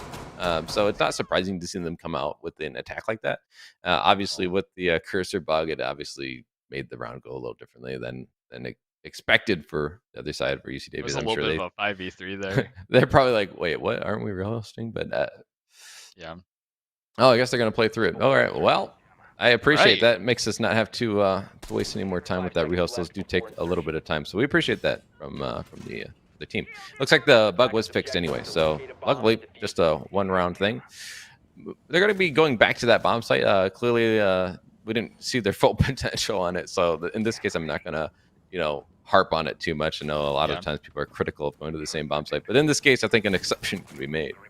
Yeah, and they do have a little bit of read. I think their setup was mostly there, and they do have a little bit of a read on what Purdue might be looking to do pretty comfortably there. I would not be surprised one bit if they've got something else up their sleeve to bring, since they've already shown a little bit of their hand. The setup's going to be pretty similar here. Maybe a little less similar than I was thinking initially. The Valkyrie's going to be up instead of the Echo, and a Wamai brought as well is going to add even more support for the single shield that's actually going to be here. A very similar push from Purdue, though, actually, as we get going. I expect a C4 to probably be attempted, but they are also cooking Ignatiers. So Flashbang's going to come through. It's going to burn out any ADSs with my discs, and they're going to hope to nail him with that grenade. But in this case, there's still enough to protect the players on the other side. That's going to be the C4 thrown by King Richie. It's going to find Goose Smitty. The opening kill going in favor of UC Davis this time.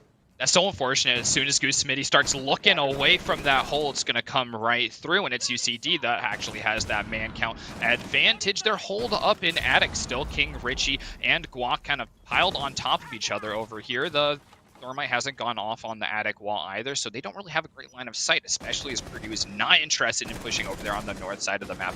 One bit of preliminary gunfire going through, but UCD isn't over peaking. They're quite fine keeping their position. They've got intel and players below.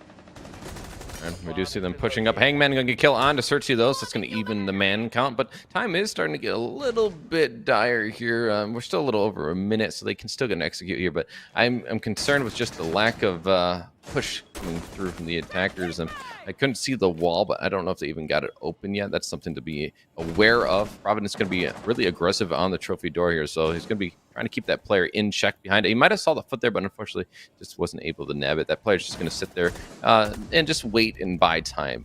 Rescue going to get a kill on to Mila. That's going to at least allow the defenders a little bit more breathing room. These attackers have to find something here. Providence pushing up once again. He was holding that line of sight all the way into, bunked. King Richie, though, lying down is going to execute Providence there. Hangman getting the refrag, but France gets another one on the defense there. Hangman put in a tight situation as the rest of the roamers are having to come back up and finish him off before he's able to put that fuse down. It's a 1-1 after a pretty much thrown first round because of those technical difficulties. This might be a little bit closer. I like gauging off the first two rounds. Usually is a nice little spot to see them both teams in action, getting to react to each other after round one, and that feels pretty tight. Yeah, and on Oregon, we've talked about it. It's been figured out at this point. It's not when it first came out overwhelmingly defensive, and I will say most maps are, with some exceptions like Chalet, the rework, and even when it was initially in pro play back, way when. It was still attacker sided. So there are certain maps that obviously that's not the case, but overwhelmingly the majority of maps when they first come out, especially, are big reworks, usually really defender side until it gets a little figured out. This map has been in the pool long enough now. You're going to see a really even matchups on either side if the teams are even themselves. Obviously, if one team's just better than the other, then it's going to favor whatever side they start on. But with a matchup like this, I do expect it to be really back and forth. Especially now that the attackers have had a chance, to just get comfortable. They have their plan down. They can make adjustments on the fly without having to think about the fundamentals so much, especially when at this high level of play. Going down into the basement, this is, as you had mentioned, the two sites that are common are basement and up top, and we've seen up top 2 times. Now we're going to see this basement hold. I think that if you do get a full rotation, though, that third site is always the questionable one, because some teams still do like to try that dining and kitchen hold. Yeah, here's an interesting hold right here, though. Pretty extended up into the first floor. A couple operators setting up there. Of course, a castle pick on basement is going to be an exciting one. Then a lot of utility sync overall. Of course, castle once again. Jaeger getting rid of lots of those throwables, and the Goyo's always super strong here in the basement. The TCSG having that relatively recent buff is also going to be quite valuable, especially holding longer angles. We'll see how Purdue starts dealing with this. Goose Smitty already pushing up pretty far ahead, got drone right ahead of them, but no one really close to refrag. That might be a problem if they find some roamers. If Goose had just pushed up a little earlier there, probably could have netted himself that kill on the player just going through Z, but they've already managed to go back down into the basement, so they escaped their grasp. That's going to be Hangman, though, getting guac, so either way, someone found a roamer above, and that's going to be the opening kill coming in favor of Purdue Gold. And pretty early on, we're not even a minute in. Yeah, that is pretty early for Guac going down. Unfortunately, it wasn't the best gun to be losing for the team. Cersei has some intel to be working off of, but it's Huncho, Panda, who is the one that does take out Mila here. A casualty on either side. That utility is going to be hurting Purdue. They're not going to have that same flank watch that the air jabs would be conferring to them. Right here, it's an interesting dance between these two teams. Lots of roam and a aggressive but reserved still attack from Purdue right now. I just want to point out, Treasure, that it's a bit weird that the Nomad was so far away from any teammates. I'm not sure what was going on there, but they all look like they're going from a front side push, laundry freezer stairs push, which is pretty common, right? But that one player was over near Big Tower, where Huncho Panda is, and they get killed, and there's no refrag potential there. So it's kind of a questionable play.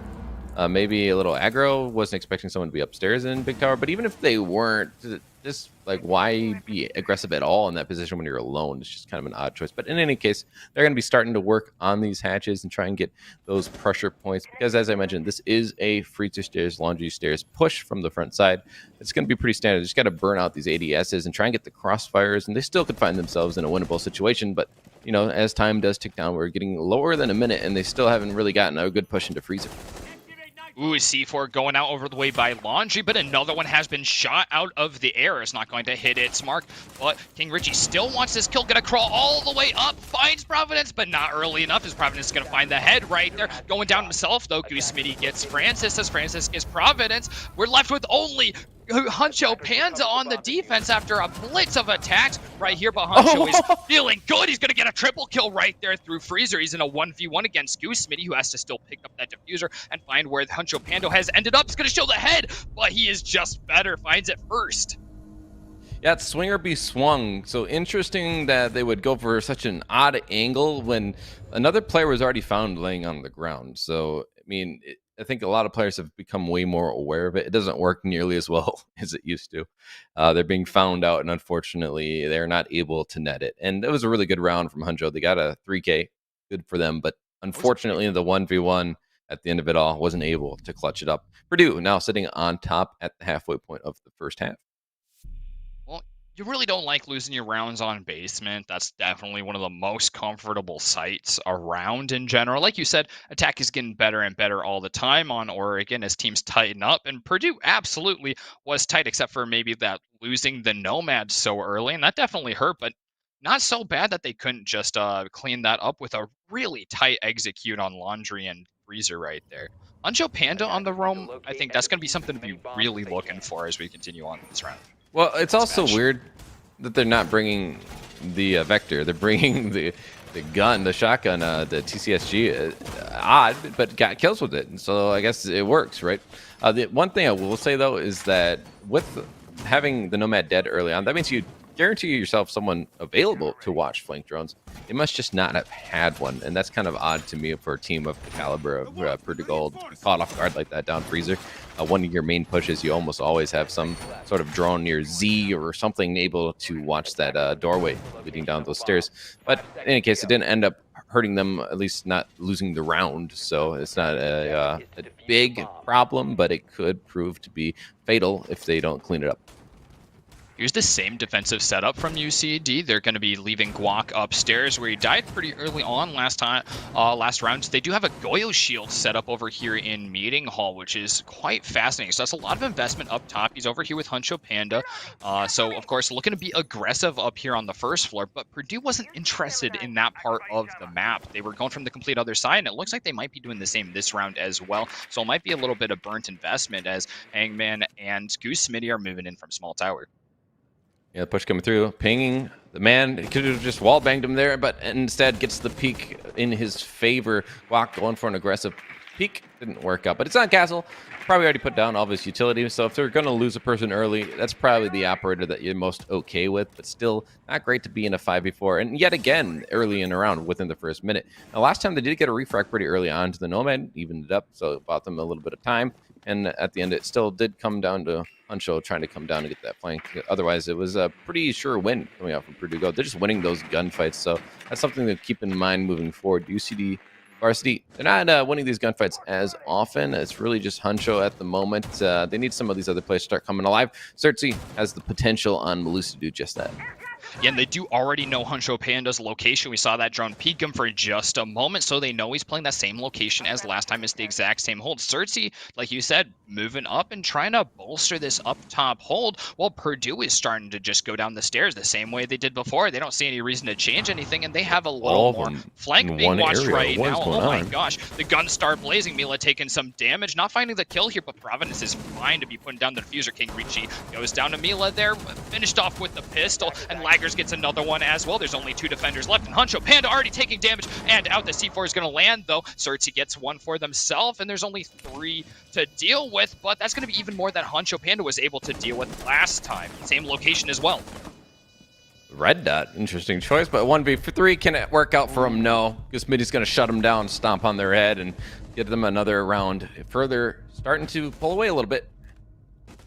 Yeah, Goose Smitty starting the rounds, ending them. Those back-to-back rounds being ended with shots from that ARX in the basement. The same line of sight, really, just a couple feet off of where he was before.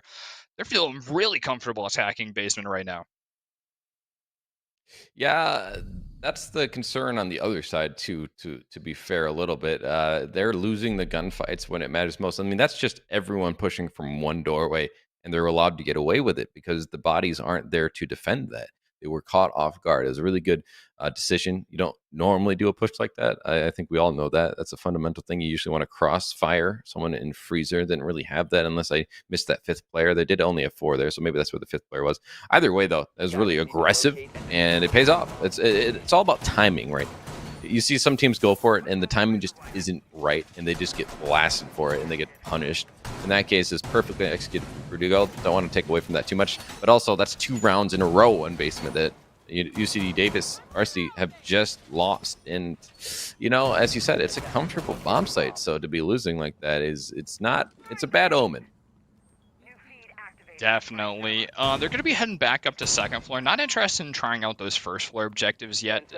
They did win the round on second floor where they were properly playing the game, so that bodes much better than that back-to-back 2 losses on basement there. And Purdue has shown us that they're not too interested in really varying their attack. They'll vary the timing, like you were saying.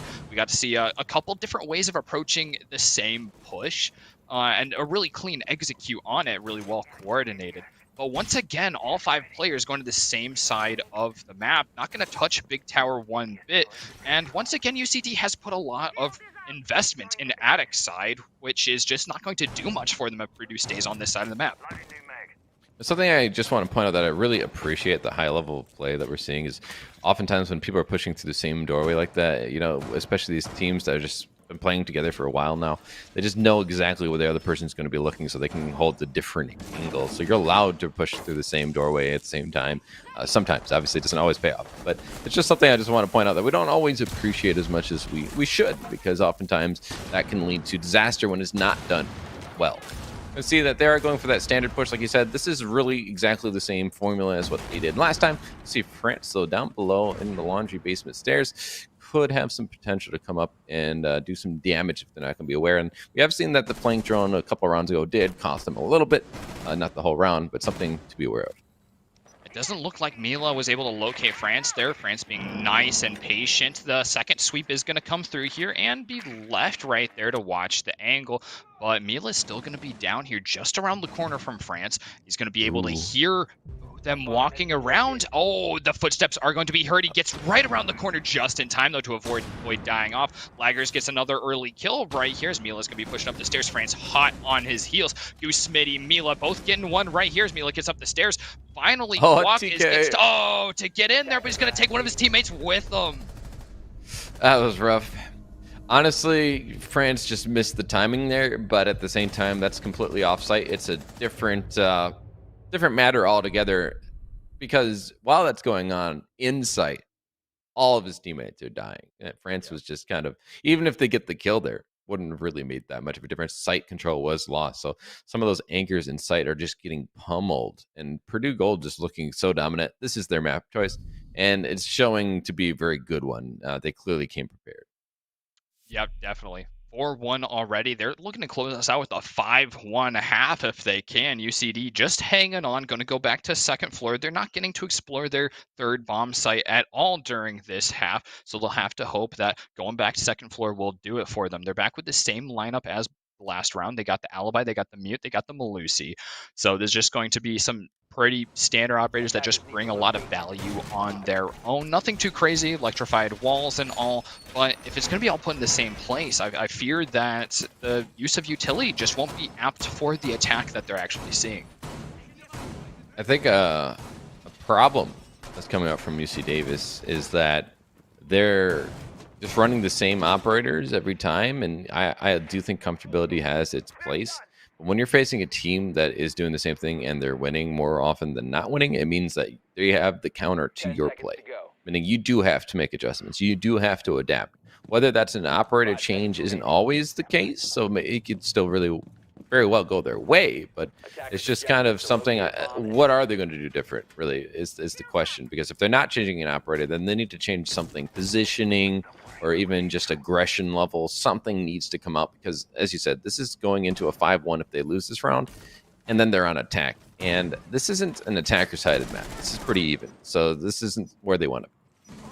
Ooh, here is a little bit of change positioning. A lot more roam, especially on the first floor from UCD right now. They've got the alibi and shield set up in the main lobby, which is an interesting one. It'll be a bit of a thorn in the side of Purdue as they want that vertical control to make sure that there aren't going to be any explosives nice coming grenade down. from below. And impacts from below. Nice. Guac getting one as well. This is great. He's been having a hard time on these entry frags, so that's 100% what he wants to be seeing right now, and he's able to get it cleanly and get out. Huncho Pando getting one as well, and Purdue is having a little more pressure on them now.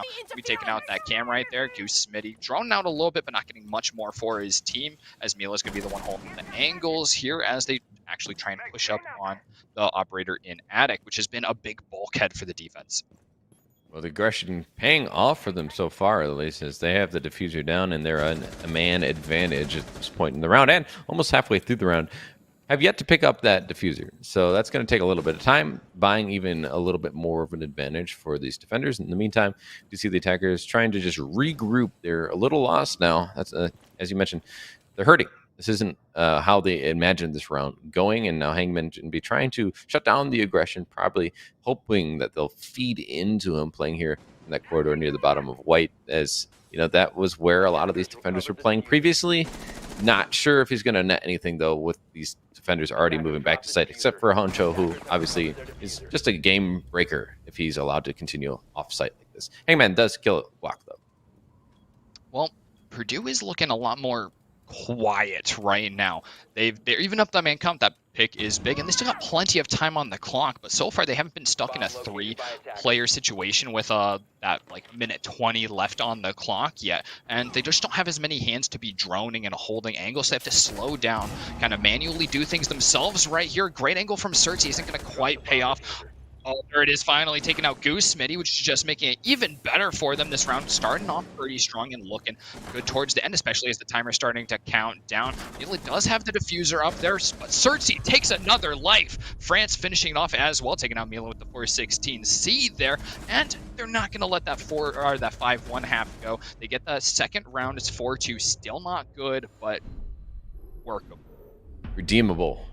Oh, yeah. It was a good round for them. I like the aggression. I like the fact that they were able to capitalize on the positions off site, continue to menace them, and obviously the aggression paid off early, and then it pays off late. They are able to get the flank. The players pushing on attack really lacking information, it seemed as well. You didn't see a lot of drones coming out. Shows that the information game was won by UC Davis there in the latter half of the round, and they're able to win off of it.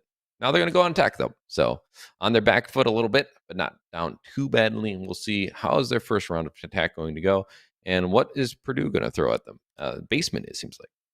I like that we're seeing some operators kind of shuffling up the different way that these two teams are going to hold these sites. We still see that Goya, which is going to be big for the basement defense, but they're actually bringing an Aruni this time. The smoke, I don't think, was brought on the basement hold, which is actually really surprising here in retrospect. The Wamai, once again, just keep out more of those pesky throwables and grenades in tandem with the Aruni should be pretty nice. And a couple interesting attack picks. Ace has kind of fallen off as one of the premier hard breachers recently, so it's nice to see him still kicking around. The AK-12 still a nasty, nasty gun if you're able to just pull down correctly there. And France on the bunk for their soft destruction. It's interesting, but it's not unthinkable as they didn't know what site they'd go to. So maybe we're hoping some verticality from below if they went to the upstairs site. They, in this case, did not, but you still at least have the flashbangs to try and clear things up. But it does leave you with only a set of nades on Guac on that Maverick. And I think they'd probably want a few more grenades just to help clear some things. But at least, you know, there's plenty of utility still. Despite that, they do have the Sophia charges as well to help some destructibility to get rid of some of these shields that are going to be in play. And they do have plenty of them. 3 of them with the Goyo shields and the smoke shield. You do see some aggressive holds coming out as well. I think someone is playing near security. And that's going to be a shotgun player. So Cersei has to be careful if he's going to engage. I love a roaming mute. It's so satisfying sometimes, especially if you're just really cracked with that SMG 11. The Mossberg will do a lot of work as well. And, mute's one of those fix it and forget utility operators. And that's going to be that slow tick on the drones. And knowing that he's there isn't going to do too much for UCD because anyone pokes their head inside there, it's a face full of buckshot. Cersei looking for a slightly better angle there, or at least baiting Providence as he's going to be rotating out. Purdue still pretty unflinching in their original hold. They're not having to adapt much yet to UCD's attack, as UCD isn't sure what they're attacking yet. This is a great roam above. They have 3 players roaming above, but they've opened the hatches, allowing them quick access back to site if they need it. Smoke's going to be the one playing on elbow like usual, burning off time with these smoke babes. You can see this holding down M1, but the peek out does work out for Laggers, getting that kill on the France. That's going to hurt these attackers a lot. A little aggression coming out is going to cost a little bit of health, but still alive. And now half the round already elapsed. This is exactly what the attackers were hoping for. And Providence getting a kill on the Guaxo going to help things further. Wow, big picks for the defense already, and some aggressive plays there from the SMG-11s on both of those operators. Laggers playing just so bold for someone with 2 smoke babes still in the pocket. That is really something. Cersei is still struggling over here on blue to find something. Laggers taking another one. These long-range SMGs are just singing out. Oh, well, unfortunate timing on that smoke babe being thrown out. So it's just going to find a kill, but it seems like it's kind of getting caught just on their aggression. No actual strategical advantage being found. Providence going to just shotgun Huncho right in the face, and now it's all up to Cersei. A 1v4 has a good gun for it. LMG in hand, but can the bodies just be fed to him? Because at this point, that's what you'd need. Pushing down to elbow, not going to net anything, and another round being found. Well, yeah, the SAS just absolutely mopped up the house here, not letting the attackers really inside the building just about at all. A couple of them only set a couple footsteps in there, and we saw Nomad come down the stairs, and that was as far as UCD was able to get into the building at all. Purdue is 2 off of winning this map. They're already looking really confident. We've had a couple spots of resurgence from UCD and some nice fights along the way, but they're losing a lot of these one-on-one gunfights. I mean, and that round was indicative of it more than any. Right, it was very one-sided. UC Davis didn't seem to find much of a hold anywhere. They were just losing bodies. They lost due to an aggressive smoke pushing up with the SMG-11 and just not being punished for it either. I mean, I know that the smokes themselves, the babes, do give a good cover for you to push up and smoke. Obviously, just get hurt by that. So it does give them a bit of an advantage, camouflage, to push up and get a kill. But still, you'd kind of expect it to a certain degree with just how Purdue have been playing this. They have been aggressive. I mean, just look at their hold, being 3 people above. It's not something you often see. So I do like it, but UC Davis on their side, it's unfortunate for them because they don't seem to have the greatest answers for it, at least not yet. We can see maybe in the latter half of this matchup, perhaps they can start to adapt. Well, they have some more explosives to bring this time. They're going to need them, or maybe not more. I guess they have more throwables, as it turns out, not more explosives, as it turns out on a second look. They're going to need those explosives that they have, what with all of these Goyle shields being brought on the second floor. Not too common of a thing to see. Valkyrie we get to see placed outside there is going to add some nice insight on the balcony outside master bedroom. On the attack, UCD bringing the Finka, getting those heals all the way throughout the round, and Huncho Panda on the Ying. One typically regarded as more valuable in the basement, but always just going to be a nice fragging operator that can clear rooms. We're going to be hoping to see more of that Huncho Panda action this round that way. That is a lot of information being gleaned, and it's going to cost a life. Providence finding Glock. Providence is going to be downed in return, so could be a trade at the end of it all. But there's still potential to get help back up. Laggers, pushing into the shower corridor, but if this drone's able to get the information about that, it could be punished for this. So what's going to happen? It's kind of a cat and mouse game. We do see that Hangman's going to be trying to distract them, drawing out the attention of the droner. And in the meantime, I do think that that player is going to help his teammate up. Laggers, though, finding that kill on the Cersei. It's going to allow Purdue to have a lot of an advantage here with that information being gleaned. 2-man advantage, and we're only a minute in. King Richie does get a kill on the other side of clearing in through master bedroom and finding an opportunity to start putting down that hard destruction. But in small tower, it's looking dicey for France. He's still trying to find. He sees a sliver there, and it's not going to take much to finish Providence off after that initial downing. It's a 3v3 after just over a minute. Pretty bloody over there to the west side. But it's going to be down to these 3 players on each side to duel it out. A lot of information needs to be gleaned from UCD, and they only have 3 players to drone out and do that. I'm surprised that Valcam wasn't found out. I mean, that's a pretty common place for it to be thrown in. You have to be aware that Valk is available. I mean, you went through the ban phase, and if you're not going to ban her, you have to kind of plan for it to be available. But Huncho getting a kill on to Hangman is going to help them out on the attack. It's a 3v2. These defenders are going to have to start being aggressive, and they're going to be punished. Huncho round? Huncho finding another one now. Goose Smitty, all up to you, buddy. 1v3 over just under a minute remaining. It's not the greatest place to be in, but he's making the best of it. Gonna get 1 kill onto France. Another one with the C4 onto Huncho. 1v1 now, and the person, he knows their location outside a big window. This is looking great. A way to turn a terrible situation into a boon. Now they just have to sit and wait. Well, Huncho Panda starting to get fired up here, finally around an attack, going for that room clearing that I was saying that the Ying could net for his team, but Goose Smitty has been the Huncho Panda killer with the most impactful kills of any player in the lobby right now, and he's going to finish off this round when King Richie tries to get in the window, but he's just been boxed out. He didn't have enough time to go somewhere else. Goose Smitty gets match point for the team, or map point for this first Oregon map. They're looking to head on to Chalet. They want to get this done. Great 1v3 clutch coming out from Goose Smitty. Just brilliant. Getting the kill, throwing the C4 at the perfect time. Knew that they were bodying up there. I'm not sure if that was on the back of any information. Maybe the Valcam was in white. Not sure. Either way, great play. And then the last player just caught outside of the big window. Not a lot that player could do at that point in time. Probably should have tried to push in when they noticed the players on white were getting, bodied. But in any case, it was very quick. Can't really blame them for it. Unfortunate situation for them, and it turns into another round for Purdue, as you mentioned, putting them here on map point 6-2. So if a comeback's going to happen, it's going to need a lot of rounds in a row. Yeah, that's a lot of momentum to kind of get from nowhere right now, especially as the attack is feeling so uncomfortable against Purdue's defense. I guess there were moments throughout the beginning, but UCD had to take so long to deal with the small tower roam that they didn't have much to work with even when it came down to that 3v3, let alone the Goose Smitty clutch, which is just legendary on its own. It's unfortunate. They had the advantage. They could have got around there, and it would be 5-3, which would look a lot better. It's only 2 rounds off. Now the gap has been, increased to 4. Do you ever think it's really funny how sometimes the difference of 1 round feels like way more than others? Like 6-2, that's way different from 5-2, and like 5-3. If it just went the other side, it feels like a totally different match. It's interesting because it's so weird.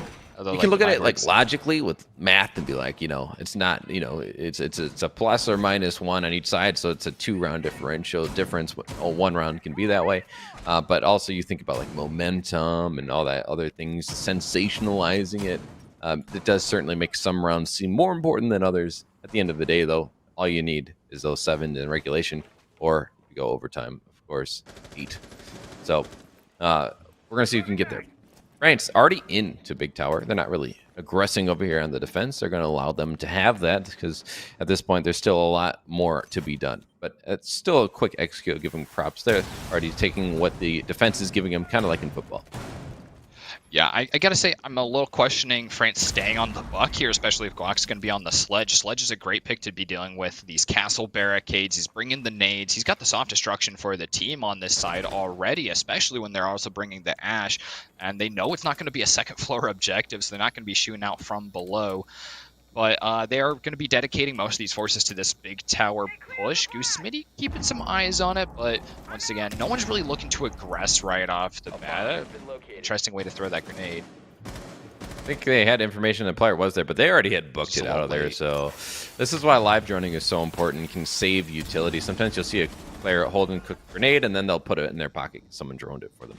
Cersei playing a game of dance with the other player. I think that is laggers on that doorway. Either one could peek and spell disaster for the end of their life being expired earlier than usual.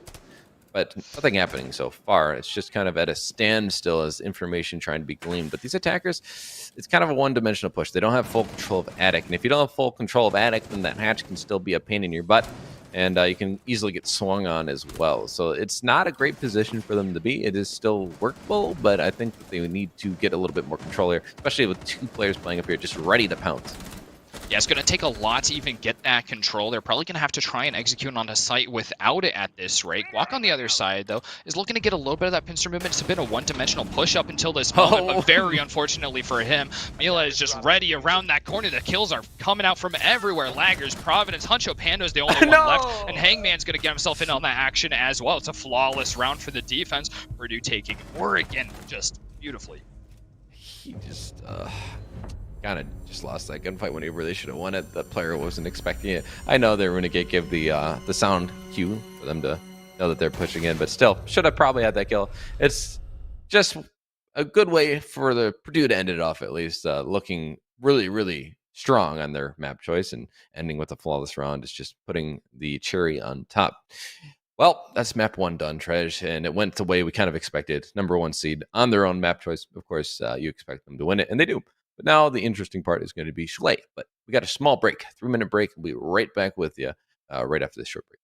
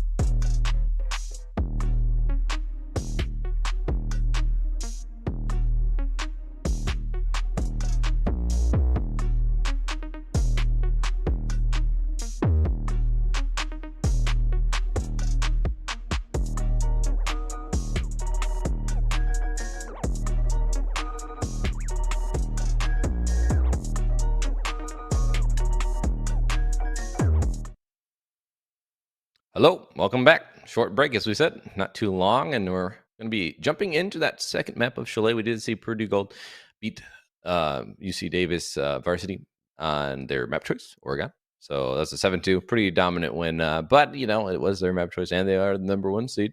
So not trying to undervalue what they did, but what do you expect to come out on Chalet here, Treasure? Well, Chalet, it's going to be a little interesting. Purdue is going to have a nice opportunity to get their momentum. Well, they don't really have to get the ball rolling, but they're going to be able to keep it rolling. This is a notoriously attack-sided map, and they do get that preferential side here since it's the opponent's map pick. So that will be a nice boon to them to start off. And well, they're already on track to keep up with how it was before. Originally, in the regular season, when these two teams faced up against each other, it was a 14-4 round differential throughout the entire map. And with a 7-2 split on Oregon, that's exactly how it went before. Purdue looking to keep up the momentum, but UCD hoping that home field advantage is going to be what it takes to make the difference. All right, this is going to be like a Lambeau Field home field advantage, or we're going to see something like, Like Soldier Field like against my Aaron high Rodgers. school football team at their field. Right. You don't see some home field have much of an advantage compared to others, so it's interesting. That's another conversation for another time. Here, though, the bands pretty standard. Honestly, they could be very similar to what we saw last time. I was going to say Flores is pretty common on this map too. I mean, a lot of shield locations, to especially above. You got to think about. I would argue that the shields are even more valuable on this map than Oh, I would agree. Oregon, Right, exactly. especially for the second floor hold as well as the bar ones. the bar one. Yeah, there we go. Specifically, that's the one I'm thinking of every time. Top of blue on mezzanine, 2 different shields, and then maybe even another shield elsewhere, just to give you another one. That they're really useful. They're one of the best gadgets in the game. Thatcher coming through. Obviously, the order is just kind of backwards here, but the teams are flipped. So if it goes the same way, it wouldn't be that surprising. Ooh, well, we're on track to do exactly that. Our last one to fill out the ranks would just be the Kaid, which that might be the one that's actually switch, and if any of them are going to be for this map. Yeah, I mean the thing is, it does leave that Valk out, and we saw last time. Yeah, you see Varsity got punished for that. That could have been happening more than that, but that's the one we saw. So it was a little more obvious on that. Yeah, I'm surprised that we didn't see a Valkyrie ban from UCD. Maybe they didn't realize. Like, we saw that Valkyrie came outside, go unnoticed or at least undestroyed by UCD, and it just fed intel to Purdue. So Purdue was definitely getting the most mileage out of the Valkyrie cams. So they're definitely not going to ban, and they were the ones on that last ban. So, but I'm a little bit surprised that UCD isn't going for that at all, and especially that they're not going to be using Valkyrie while she is on the board. Just such valuable intel. Unless I was gonna say bar gaming, you do need certain ops though. To be fair, that's true. And the argument could be a Rooney isn't essential, so maybe you switch that out. But at the end of the day, you want 2 shields and you want Jaeger Wamai to protect those shields. And because if you give up top floor, even with a minute remaining, that's still a decent amount of time. So you have to buy as much time as possible. So not surprising to see Purdue not go that route, but. Is it really necessary? I don't know, especially on this bomb site. There's a lot of angles with those shields that are opened up. A lot of these soft walls will be having the head height holes made, so you don't necessarily need the Valcams, but I think on the other bomb sites, we'll definitely see her being played more. Yeah, and it looks like I misspoke a little bit earlier there. Purdue's actually going to be starting on defense instead of the attack here. So UCD, their map choice, attacking side to start. So maybe this is an opportunity to get a ball rolling and get the momentum back up in their favor. Purdue looking to keep up with how they were doing in map 1, of course. Operators, pretty standard here. A little more standard, actually, than what we were seeing on Oregon from UCD. Making sure to bring that Yana and the Lord.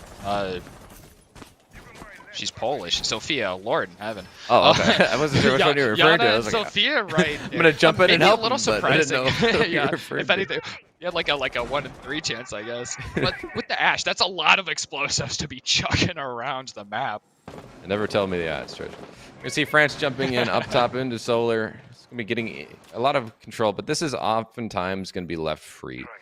Sometimes you'll see defenders try and hold up in here to buy a little bit more time, but they quickly will scatter back towards the library side. So not surprising to see that this is just given for free. But this is where the rubber hits the road. They have to start, getting the XP down, trying to clear out these shields, and they can't waste too much time. It is already a minute elapsed, which is decently quick, but again, there's a lot of utility to burn out, and the longer you take, the more Wamai will be in the pocket of Wamai. We're going to see possibly peek out, but they opt not to go for it. Obviously, they're just trying to bait him, so it did seem like the wise move to just play passively there. Trade coming out. Huncho and Goose just killing each other there, so no advantage gleam, but that is the Wamai dead, so that could have been some discs in the pocket done. Yeah. But also, I don't know how many air jabs were shot. Valuable for you, actually. I mean, losing the air jabs is going to hurt, but those One Mic gadgets are, like you said, essential on this hold, and you need as many of them as you can get, especially making sure that you can take hold of Highway for as long as possible. Although I do absolutely love that both of those players said, you know what, screw it, I'm going to re-peak and I'm going to win. And they were both kind of right. Right and wrong at the same time. What does it mean to win? Do you get the kill? Is that a win if you die? I don't know. I'd say it's a net 0, so it's a neutral engagement. Either way, neutral it is with the man count. 0, 0-0 on the clock. Now 1-0-0. I was just kind of stumbling there, so I'm just going to pick that up and run with it. It's just one of those days. It is. Certainly, though, got to be aggressive here. The blue stairs is free to take, and he gets that kill onto Providence, giving them the man advantage. And the shield was cleared, so that's what we needed. Well, my being dead could really have been the reason that was allowed to happen. The swing coming out, Hangman getting hit by the impact. That is interesting. Instead of using it on the shield, using it on the person. Lager's going to get that kill onto Cersei, though, so none of those impacts will be remaining. If they even had any left at all. Now it's all back to even on 3-3 apiece, but time is favoring these defenders. We're going to get being reactivated. A Frostbat is going to hit King Richie, and now Lager's finding another kill, the second one of the round onto France. It's all up to Guac outside of this window, right behind their teammate with that diffuser down as well. It's pretty much done. Lager's going to clean up that kill just to get the triple, and now it's all pretty much done and dusted. There's not much Guac can do. Get some consolation kills, but it's not going to get them into sight on time unless they throw this, and they're not. Mila's going to just play the time. I've had my eyes on Mila all round. I've been watching, started off in the basement, roaming around, just checking out what's going on. Not needed to be pulled out from reserves, and being in reserves was the perfect place to be if the clock's just going to tick down like that. You can sit in the little antechamber, hang out with the shoes, maybe polish your own up, and just wait for round 2 as Purdue's going to give themselves the start with round 1 in the bag. Well, Purdue starting the same way as last time. Obviously, last time on the last map, that was due to some technical difficulties, we'll say. But they were solid, winning 7-2. They're just continuing with the momentum. Now, they didn't lose a single defensive round last map, keep in mind. So clearly showing that this is something they're comfortable with. But also, is that them being really strong in defense? Or is it UC Davis not doing so well on attack? I mean, they have lacked coordination at times.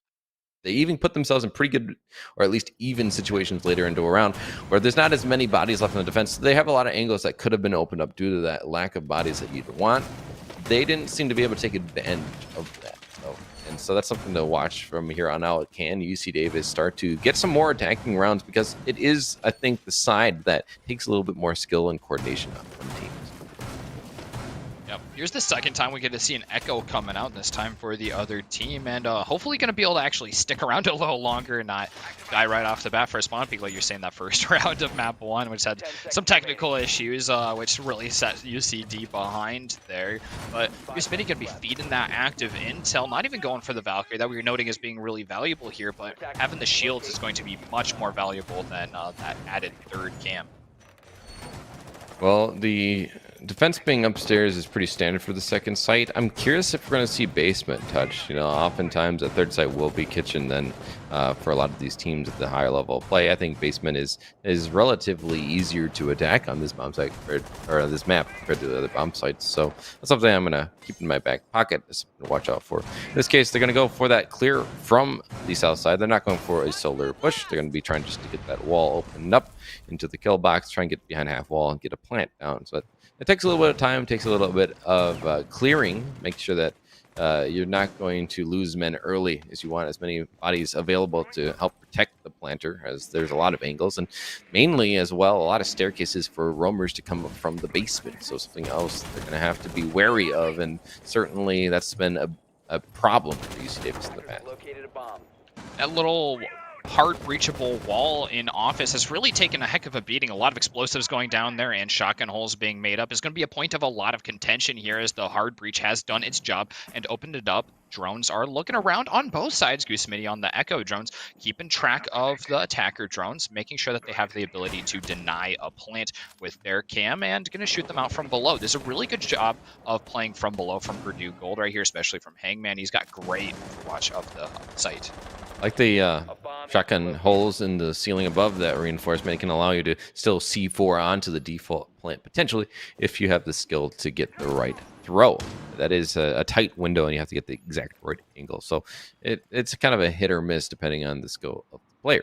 But no bodies being found on the side of UC Davis, and not actually losing a body. Laggers getting that opening kill on the Quack. That's going to allow them to stay on the time, and me left only going to help them further. France getting taken out. This attack is just dwindling down, and they haven't gained any ground. And this is a constant problem, as I mentioned, and they haven't really fixed it. Laggers finding a second one. Huncho getting off the board, and Cersei is going to have to do a lot of work with Richie here.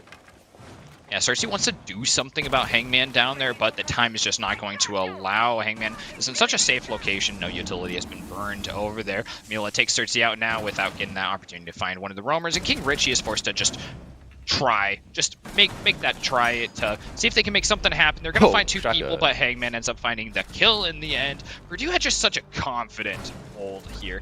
They assumed no one's going to come up trophy.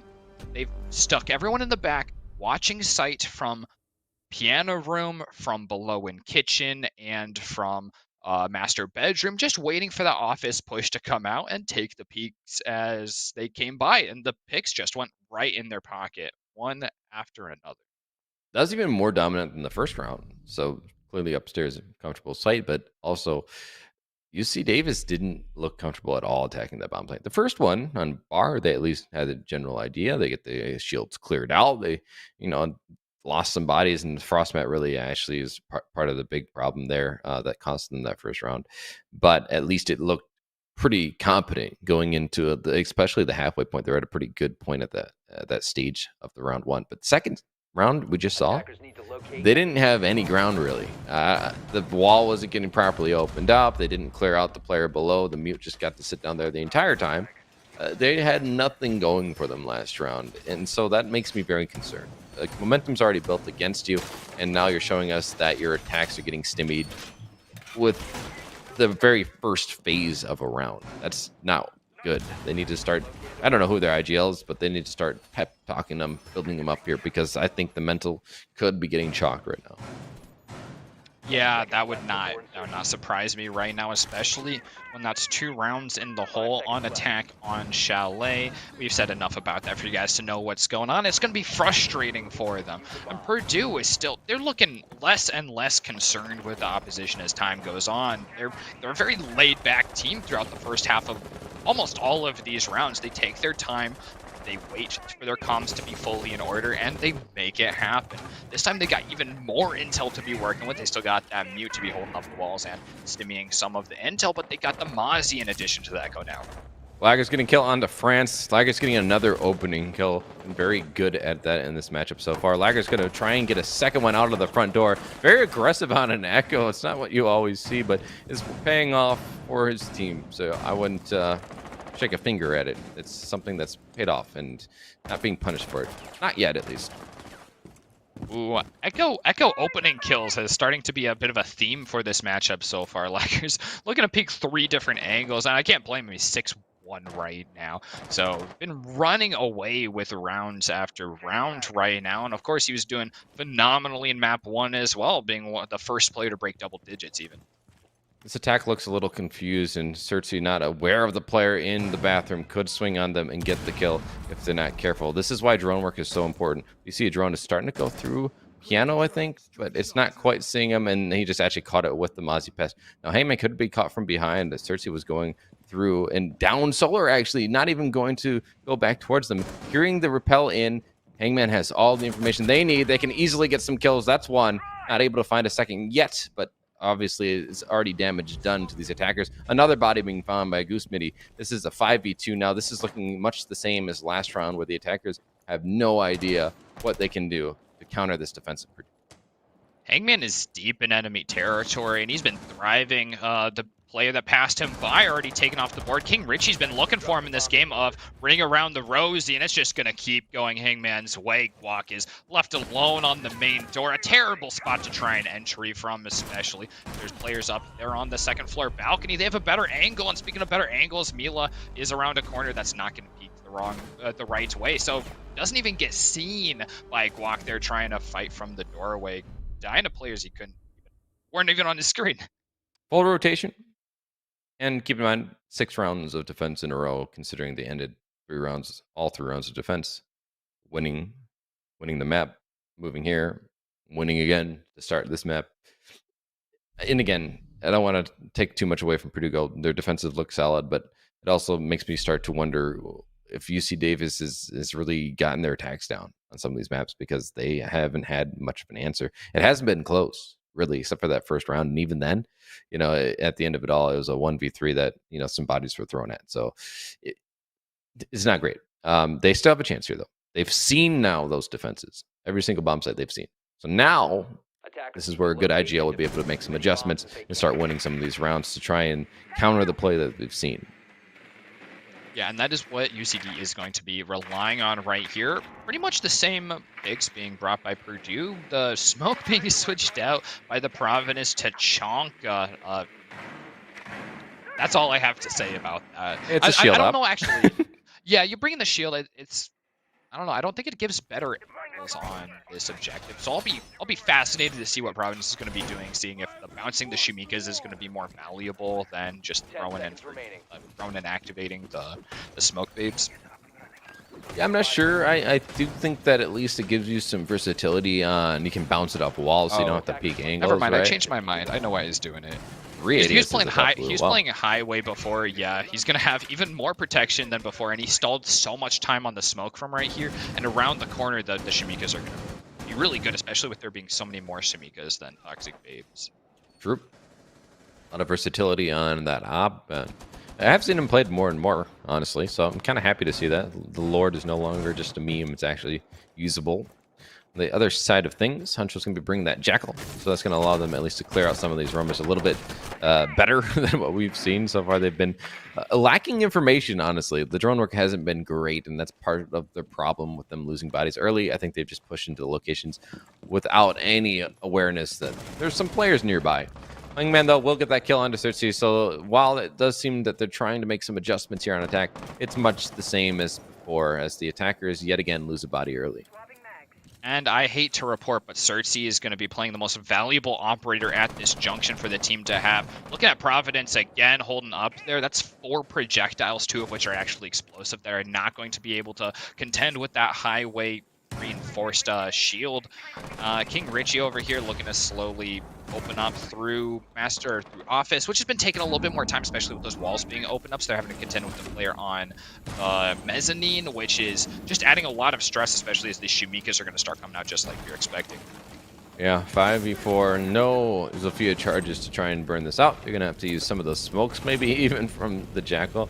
Shimika's going to make it so Guac can't push up too far. One of his grenades is going to get caught. Hopefully the clear out has been successful, but that shield is still standing. Lager is getting killed onto Guac, so that was the person with the grenades, using both of them, not able to net anything and losing their life. So Purdue in a comfortable spot in a 5v3 now. You see Davis is just getting stimmied yet again. These attacking runs are not going well for them whatsoever. France can be aggressive on to the piano double door, but Shimika's going to push them back, and they're just losing out on time and losing out on positioning. That shield is not going away. There's only 1 explosive left on the entire team, and it's slowly being burned out of France right here. That Shimika is going to bounce perfectly onto his location. King Richie's trying to do anything he can to keep those angles and keep him safe. With Huncho Panda going down, it's looking like he probably won't even get the chance to go in the building. He is going to get a kill on a Hangman to stop that kill streak from going in.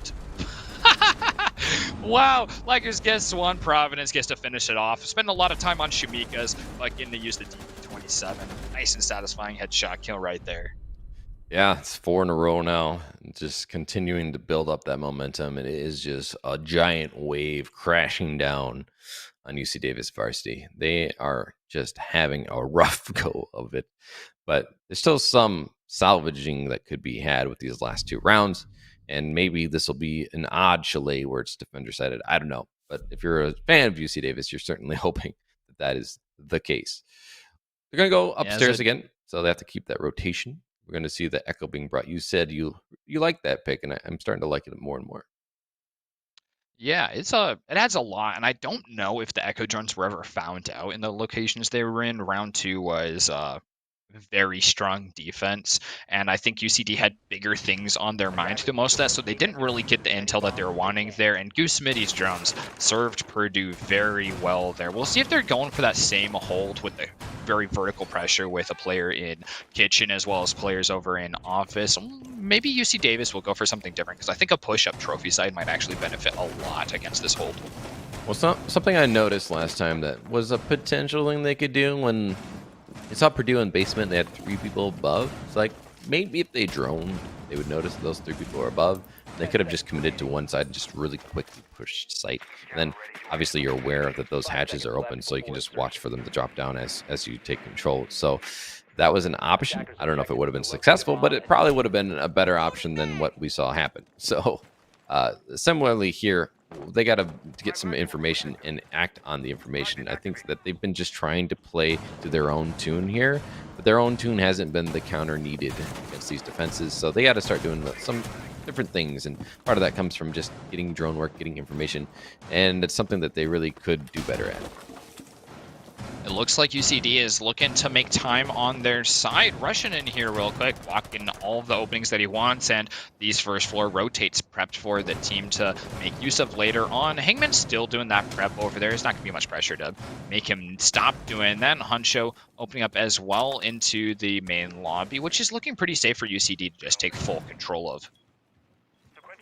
Echo drone still in play, as you had mentioned. The positioning's usually not being found out by the attackers, and it can hide behind these beams on the ceiling to be concealed, even though it's no longer invisible. It might as well be if the field of vision cannot see it. And that's going to obviously be huge if the body count did actually go against Pretty Gold. They would be able to use that to stop the plan. So it's still something else to be aware of. Oh, I love this actually. I didn't realize that King Richie and Huncho Panda were both on hard breaching operators. That's going to be great because they need a little bit to push Laggers and Hangman out of that kitchen location, which was so strong before. We'll see if they look to flush them out fully. Hangman's already looking to really rotate downstairs, but he's in a rough position as a drone is probably going to at least hear him, and a player's right there outside the door, but it doesn't look like the right intel is getting to the right ears as he's going to get to slip right by through the basement. Well, if that wall was opened up, they would be aware of Lager's position, but unfortunately it's not. It's going to be running past that window, but they're already off of it. What timing? This is siege timing in action right before our eyes, just missing out on opportunities. We saw in the past as well. We saw France in the Rome below missing out on timing, and this time on attack they're missing out on timing. But Huncho's going to get killed, and Lager's really aggressive coming outside there. It didn't pay off. I think it was. It didn't pay off this time, but I'm sure they're just feeling confident, and that's the ego coming out with the challenge. But they have a right to be doing that when it's a 4v5 and there's 40 seconds remaining. Now, the push could be coming into sight soon, but it still remains to be seen with the smoke babes just stalling out even more time. Yeah, UCD is going for something different here. I don't... Oh, okay, they do have enough of a hole in order to get in and plant, and the smoke babe's going to miss the location. It still was plantable, but it looks like Richie's not going to risk it with less vision there. Instead, he's going to go for this corner, which is going to be actually quite a bit safer, unless Providence is able to get in there. Drone is going to stop him here as Huncho Panda and Guac both get kills for their team. Mila, though, is going to put a stop to France. Goose Smitty still has drones available to deny the plant potentially. Mila is going to be protecting as well. Guac in not a position to do anything about it, as Huncho's also on a window, and the time is just going to be that 5th or 6th man for Purdue right here. Not nearly as bad of a round, but UCD just needed more of the time. It's understandable to be outside on the window a little bit, and you have a player below trying to get those kills, but it's unfortunate because the last 2 alive, and it was a close situation, but they're not in a position to get that diffuser. If they jump in that window, they're dead. They're down below. There's no possible way, time-wise, to get up there. So, once again, they just lose out, and they had a little bit of a closer round, but I don't know if that's just because Purdue is getting lax and just getting comfortable, not putting forth their best effort necessarily with that run out, I would argue. that kind of showcased that. It seems a little bit in. But at the same time, imagine if they had gotten to that point earlier in the round, had more time. Then it's a 2v2. Maybe they actually can reclaim it or at least get the kills. But just the lack of time continuing to hurt them. And I'm going to say it again. Lack of information just is allowing the defense to play the time because they don't have the information necessary. They're taking a lot of time to get these executes down. And then at the end of it all, they just don't really have much of a hope. I think it might be gunfighting time over here at Purdue. Laggers is taking the rook, suiting everyone up in that extra armor, getting a little bit extra health, and a lot of just strong guns on the team. We've seen them frag out all of this entire arsenal already, especially with them feeling good. And like you said, it's like a wave crashing down on UCD right now. Just the gunfights are overwhelmingly Purdue favored. Yeah, extra aggro, I would argue, is probably what is going to come out. I imagine some peaks coming out from Laggers with that long scope on the rook. It's going to allow a lot of versatility of where he wants to play and move around. And we've already seen since Spawn Kill comes out with the 1.5 on the Echo's MP5S, I believe it is, right? The silenced version of it. But this gun gonna get a kill again. Laggers, I don't know what the opening kill ratio is, but it has to be astronomical. It is just only getting bigger and bigger as these rounds continue. Another body being found, the head, in fact, onto Huncho. Laggers just being the death sentence of UC Davis. They're one more round away from having a flawless half, and one round away after that it would be to win the map and the match. So UC Davis on their back foot, losing, arguably an important player with the hard breach, and then the buck, and not quite as important, but still a 3v5 for them isn't any better than they've been able to find previously. Yeah, like I said, once it's down to 3 players, especially really early in the round, they're going to be heavily lacking a lot of intel. They just don't have as many hands to be on those phones droning out actively. They're just going to have dead players watching cams. Cersei is looking over here to push into Trophy, but there's 2 players right around the corner. Mila specifically watching exactly that corner. It's going to go for another one. Hangman gets one as well, but Walk is left alone to actually finally finish off Mila. Sitting on a sliver of health, just 1 or 2 remaining, and he knows there's someone else here. The shotgun, they're starting to come out through the floors, and any buckshot could kill him. It doesn't even take that. No, Laggers finishing off his triple kill in a perfect half, and a nearly perfect half for himself as well. I think the lead died once. Why is the default cam still there? How is that still there? To be fair, I don't think anyone got a chance to be in that room. I mean, fair, but it's just another thing that I'm watching. I'm like, oof. I think they're just frazzled. Is really what's happening. Pretty Gold have just been able to... Understandable at this rate. Yeah, they've just been able to dominate them, and it's probably hard to keep up a good mental at this state. Now, maybe they can. It's not impossible. We've seen some crazy feats in our times casting, but it would be quite... The timing would be quite impeccable to get 6 in a row here to bring it to overtime, and I don't know if I have the faith in it, but... Looking at the side of Purdue, they're going to be bringing NECC, so this is only further helping my cause to say that this is a roster that is now felt comfortable enough to start, doing some odd things. It's a 6-0 half kind of moment, It is true. Like, you can argue for him. We've seen some tier 1 Nook play recently. This last, in the major, that didn't go super well, but it's didn't go super well. I don't know if that's the one you want to reference. Okay. That's a good. It didn't go badly. It went. She's got nades. No, I'm not going to try. The team's bringing a this. lot of nades here. No, not much need for it, but a great gun, super fast fire rate, and is just gonna do exactly what Laggers wanted to do here, which is just pile on those kills. He's 11-3 right now, so feeling pretty darn good. I guess I lied with that number before. I thought he might have only died once, but it is 3 times instead. It's not going to make much difference to the match or even really his KDs. He's just pumping it right now. Yeah, 11 kills, breaking double digits within 6 rounds. That's almost 2 kills a round, so impressive from Laggers. And a lot of those coming on the opening engagement, so even further... it's not like it's coming in garbage time. This is Even just more to open impressive. things up. Yeah, so good from them. Hoping to find another one here. Now, they could be found unawares, and that's going to be it. Guac going to punish them. I don't know why you'd run in with NECC. just sneak around and be like Cav. But Yeah, Provin's silent gonna get the time. refrag at least, and the aggressive push. Oh no, the Iron Sight's gonna get the kill on the Oh, Huncho. Jesus. Smitty getting guac, and now things are just falling located by apart. You see attackers. Davis on the back foot Attackers now. activating Ela finding Cersei. It's all up to France. He can stop the 7-0 from happening if you can clutch a 1v4 situation. Not sure if he has it in him, and he doesn't. Smitty's gonna shut him down. Purdue Gold 2-0. Quick, dominant fashion, and they're moving on to the finals. Well, they're the first seed for a reason, the first seed overall in NECC, and they're going to keep proving it here. They have another match coming up later. There'll be the final match for them, actually. So they made some quick work of their playoffs run. They'll be playing against the winner of ONU Varsity and Columbia College, which is another match coming up at a later time. So big things still coming for Purdue. UCD has done a lot. They actually flew above their station, coming in with that fourth at least spot. They're tied, I guess, for third actually in the overall standings, and they were seeded to be in fifth. So that does not feel bad at all. And losing to Purdue, that's the best loss to have. Yeah, I mean, if you're going to lose to someone, at least you can. It's like when there's a dominant team in the NFL and they just destroy everyone. You're like, well, at least we lost to them, right?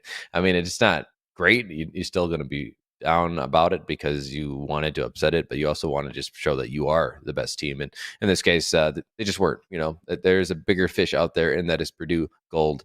And we do actually have an interview coming up. I think we might have a small break before we get there. Is that correct, Michael? All right, it is. So we're going to go to a short break, and then we'll be back with that interview with one of the players from Purdue Gold just to see how things shook down. But stay with us. We'll be right back.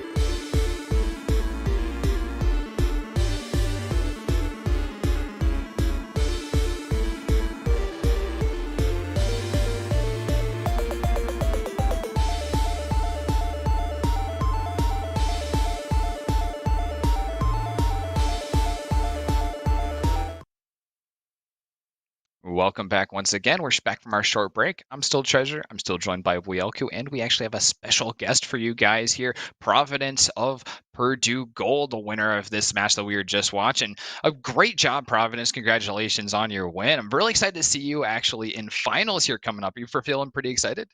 Yeah, we're looking forward to it. It's been a fun league so far, and yeah, things are going well, so we're happy. A dominant win coming in 2-0, 7-2, and then 7-0 on the second map. Could talk about that. But first, I do actually just want to ask a quick question of something I noticed. You didn't lose a single defensive round. You won out on the second half to finish off map 1, Oregon 3 in a row, and then obviously you had 6 in a row, all defensive on that first half of Chalet. So do you mind walking us through what you think might have led up to that dominance on the defense? Yeah, well, as a team, we play off each other. There's a lot of aspects of our team that have to do with mini games and creating mini games for the attackers. So even on a map like Chalet, which is typically attacker sided, we feel strong on defense. We often start defense, which is kind of against the grain on that map, but we feel comfortable. And I think if you can do the same things well repeatably, and there's few holes and cracks in your defense, then you should be winning most of them on most of the maps in the pool right now. So, yeah. Oh, yeah, I love that mentality. I've been feeling actually the meta has been pretty solved recently. I feel a lot of the maps are starting to even out a lot more. It's really coming down a lot more to which team is better in the moment and who's out shooting. So I feel like some of that old really mental gameplay of yours starting to fade out. But are you indeed the shot caller for your team? Yeah, I am the IGL. I think you're right about the meta. I think it's become a lot more intel swinging and aggressive takes, and even sometimes hero plays, particularly on attack, which can really swing rounds. Yeah, I think the utility burn and taking is a pretty much bygone era. I I did. guess then swinging back around though, I took note of you switching that to Chonka for holding on Games Room on Highway, and that was a really great play there. That was like such a dominant round, especially with those early picks that your team got. So I was musing around about a couple of the reasons why you might have picked a Chonka. I was curious what your thought process actually is. What led you to do that? Yeah, so a lot of teams will play a Wamai top blue. The way we think about it is it's a time wasting spot, right? And so we Mhm. usually have me playing there as smoke. But the thing is, they're using those 2 pellets and just burning through that on the office wall there, and it's pretty difficult to get those smoke canisters through that. So I just switched off to the Tachanka so I could shoot those pellets all the way into office and waste a bit more time. Oh, that's even smarter than I was thinking. Yeah, the ricocheting helps you, I'm assuming, on that, get it where you want it to go. I did want to jump back into something you said earlier because I think I have some ideas of what you might meant, but I think there might be some further digging to do. So you said mini games. So when I think about that, I think of like Yeah. the roam game to buy some time, the utility game, even something as simple as bandit tricking. Like there's all these little games that we can play, but are there some that you think you do really well as a team, and maybe some that are underestimated that you are trying to use to showcase your skills? Yeah, I think part of it on Chalet in particular, some of our holds are really focused on having people on every part of the map. So one thing we did on our dying hold there, which is sort of against the grain as well, do a horizontal hold mostly, and then go for top floor retakes. So in terms of mini games, it can either be a roam in terms of we shoot a couple drones in one spot, and now they're really without control of that area of the map on the roam clear, or it could come down to the top blue shield having 3 ADS on it. It's unimaginably hard to clear for a team if they're not super coordinated. So I think mini games in general is what we're strong at, but we excel at some of the larger maps with more extended roams. That's great to see, and we absolutely did get to see a lot of that on Oregon, and that was a really realm-heavy map overall. Uh, something I do always love to ask when we have someone on here: what's the matches that you've got looking forward? I know I've got my suspicions on one of those matches that you've got coming up here that you're really excited for, and what do you think about your competition coming up, like the other teams? Yeah, well, in terms of this league in particular, we got the finals coming up. I'm not exactly sure who we're playing yet, but in terms of other leagues, we're playing Akron on Friday. That'll be on stream for CR6. That'll be fun. We are playing Ohio State later tonight. That'll be off stream. But we got some as playoffs start to roll in here. We got some good matchups. It's always fun to play those top teams because sort of the skill level in collegiate can be sort of top heavy, to be honest. And so it's fun to sort of get to the end and start playing those teams that you get closer matches and overtime and things like that. It makes it more nail biters, but especially more fun to watch for the viewers. So. Yeah, definitely was fun to watch, and it was really dominant this time around. And I think that you like the top competition because you yourselves would be in that top tier. I don't think that's really arguable. So when you get competition like that, it's obviously getting to hone your own skills more so than teams that might be just slightly below you. It doesn't do as much for your team. So it looks like you guys really like to think about the game and improve yourselves, and I really like that mentality. Looking forward into the future, though, I'm just curious, like, I don't know as much about your squad. I don't know about your aspirations. I just want to give you a chance to voice some of your different players, some different people who have helped you, and also just goals as a team or individuals. Anything interesting that you'd like people to know about you? Yeah, as a team, we're always trying to improve. Something that we've run into sort of towards the tail end of last stage was a little bit of burnout. We're playing in 4 leagues right now, and in addition to that, we try to scrim a couple nights a week. And so I think I was pushing the boys a little too hard. They work so hard and they grind really hard. It's always fun to get better scrims and practice more, come up with new holds. We are kind of in a spot where we're starting to look for a coach analyst type role. So I think that'll come in and help a little bit too. But in terms of improvement, Wait, do you not have a coach? no, right now it's pretty much myself and the other players who do all the holds. Wow, that is such a analysis. testament to what you're doing, like even off the field, because that's, I mean, obviously an amazing display to have all throughout the season and throughout several seasons.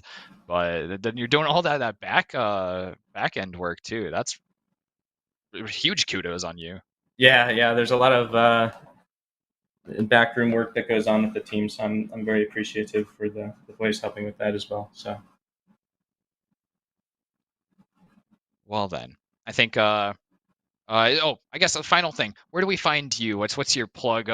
Here's your obligatory plug. Tell the people where to find you so that they can find some more Providence action. Well, I got a Twitter at Providence R6. You can go follow me there if you want. You can also follow Esports at Purdue on Twitter as well. So. All right. Well, thank you so much, Providence, and congratulations. We're looking forward to the next match that we get to see you in, which will be on Monday, December 6th here coming up. So mark your calendars, especially if you want some more of that Providence action, if you want some more of that Purdue Gold action, which should be another absolute barn burner, especially because it'll be the grand finals there. We can see the top 2 teams, find out who is the overall winner of the top division here at NECC. So it'll be a great time. We'll all be there cheering on in chat. You got anything else left, Wielku? No, just if you're curious, always you can join the Discord and check out, and the master sheet would be in there. So there are games that aren't streamed. Unfortunately, can't stream every matchup. So if you are curious about the results that will be posted, obviously as quick as possible, and that's always a good way to keep up to date. And of course, I do just want to shout out the scene in general. I love Siege, so obviously check them out. I mean, we just heard they're in other leagues too. So if you like these teams, you like the competition, get involved.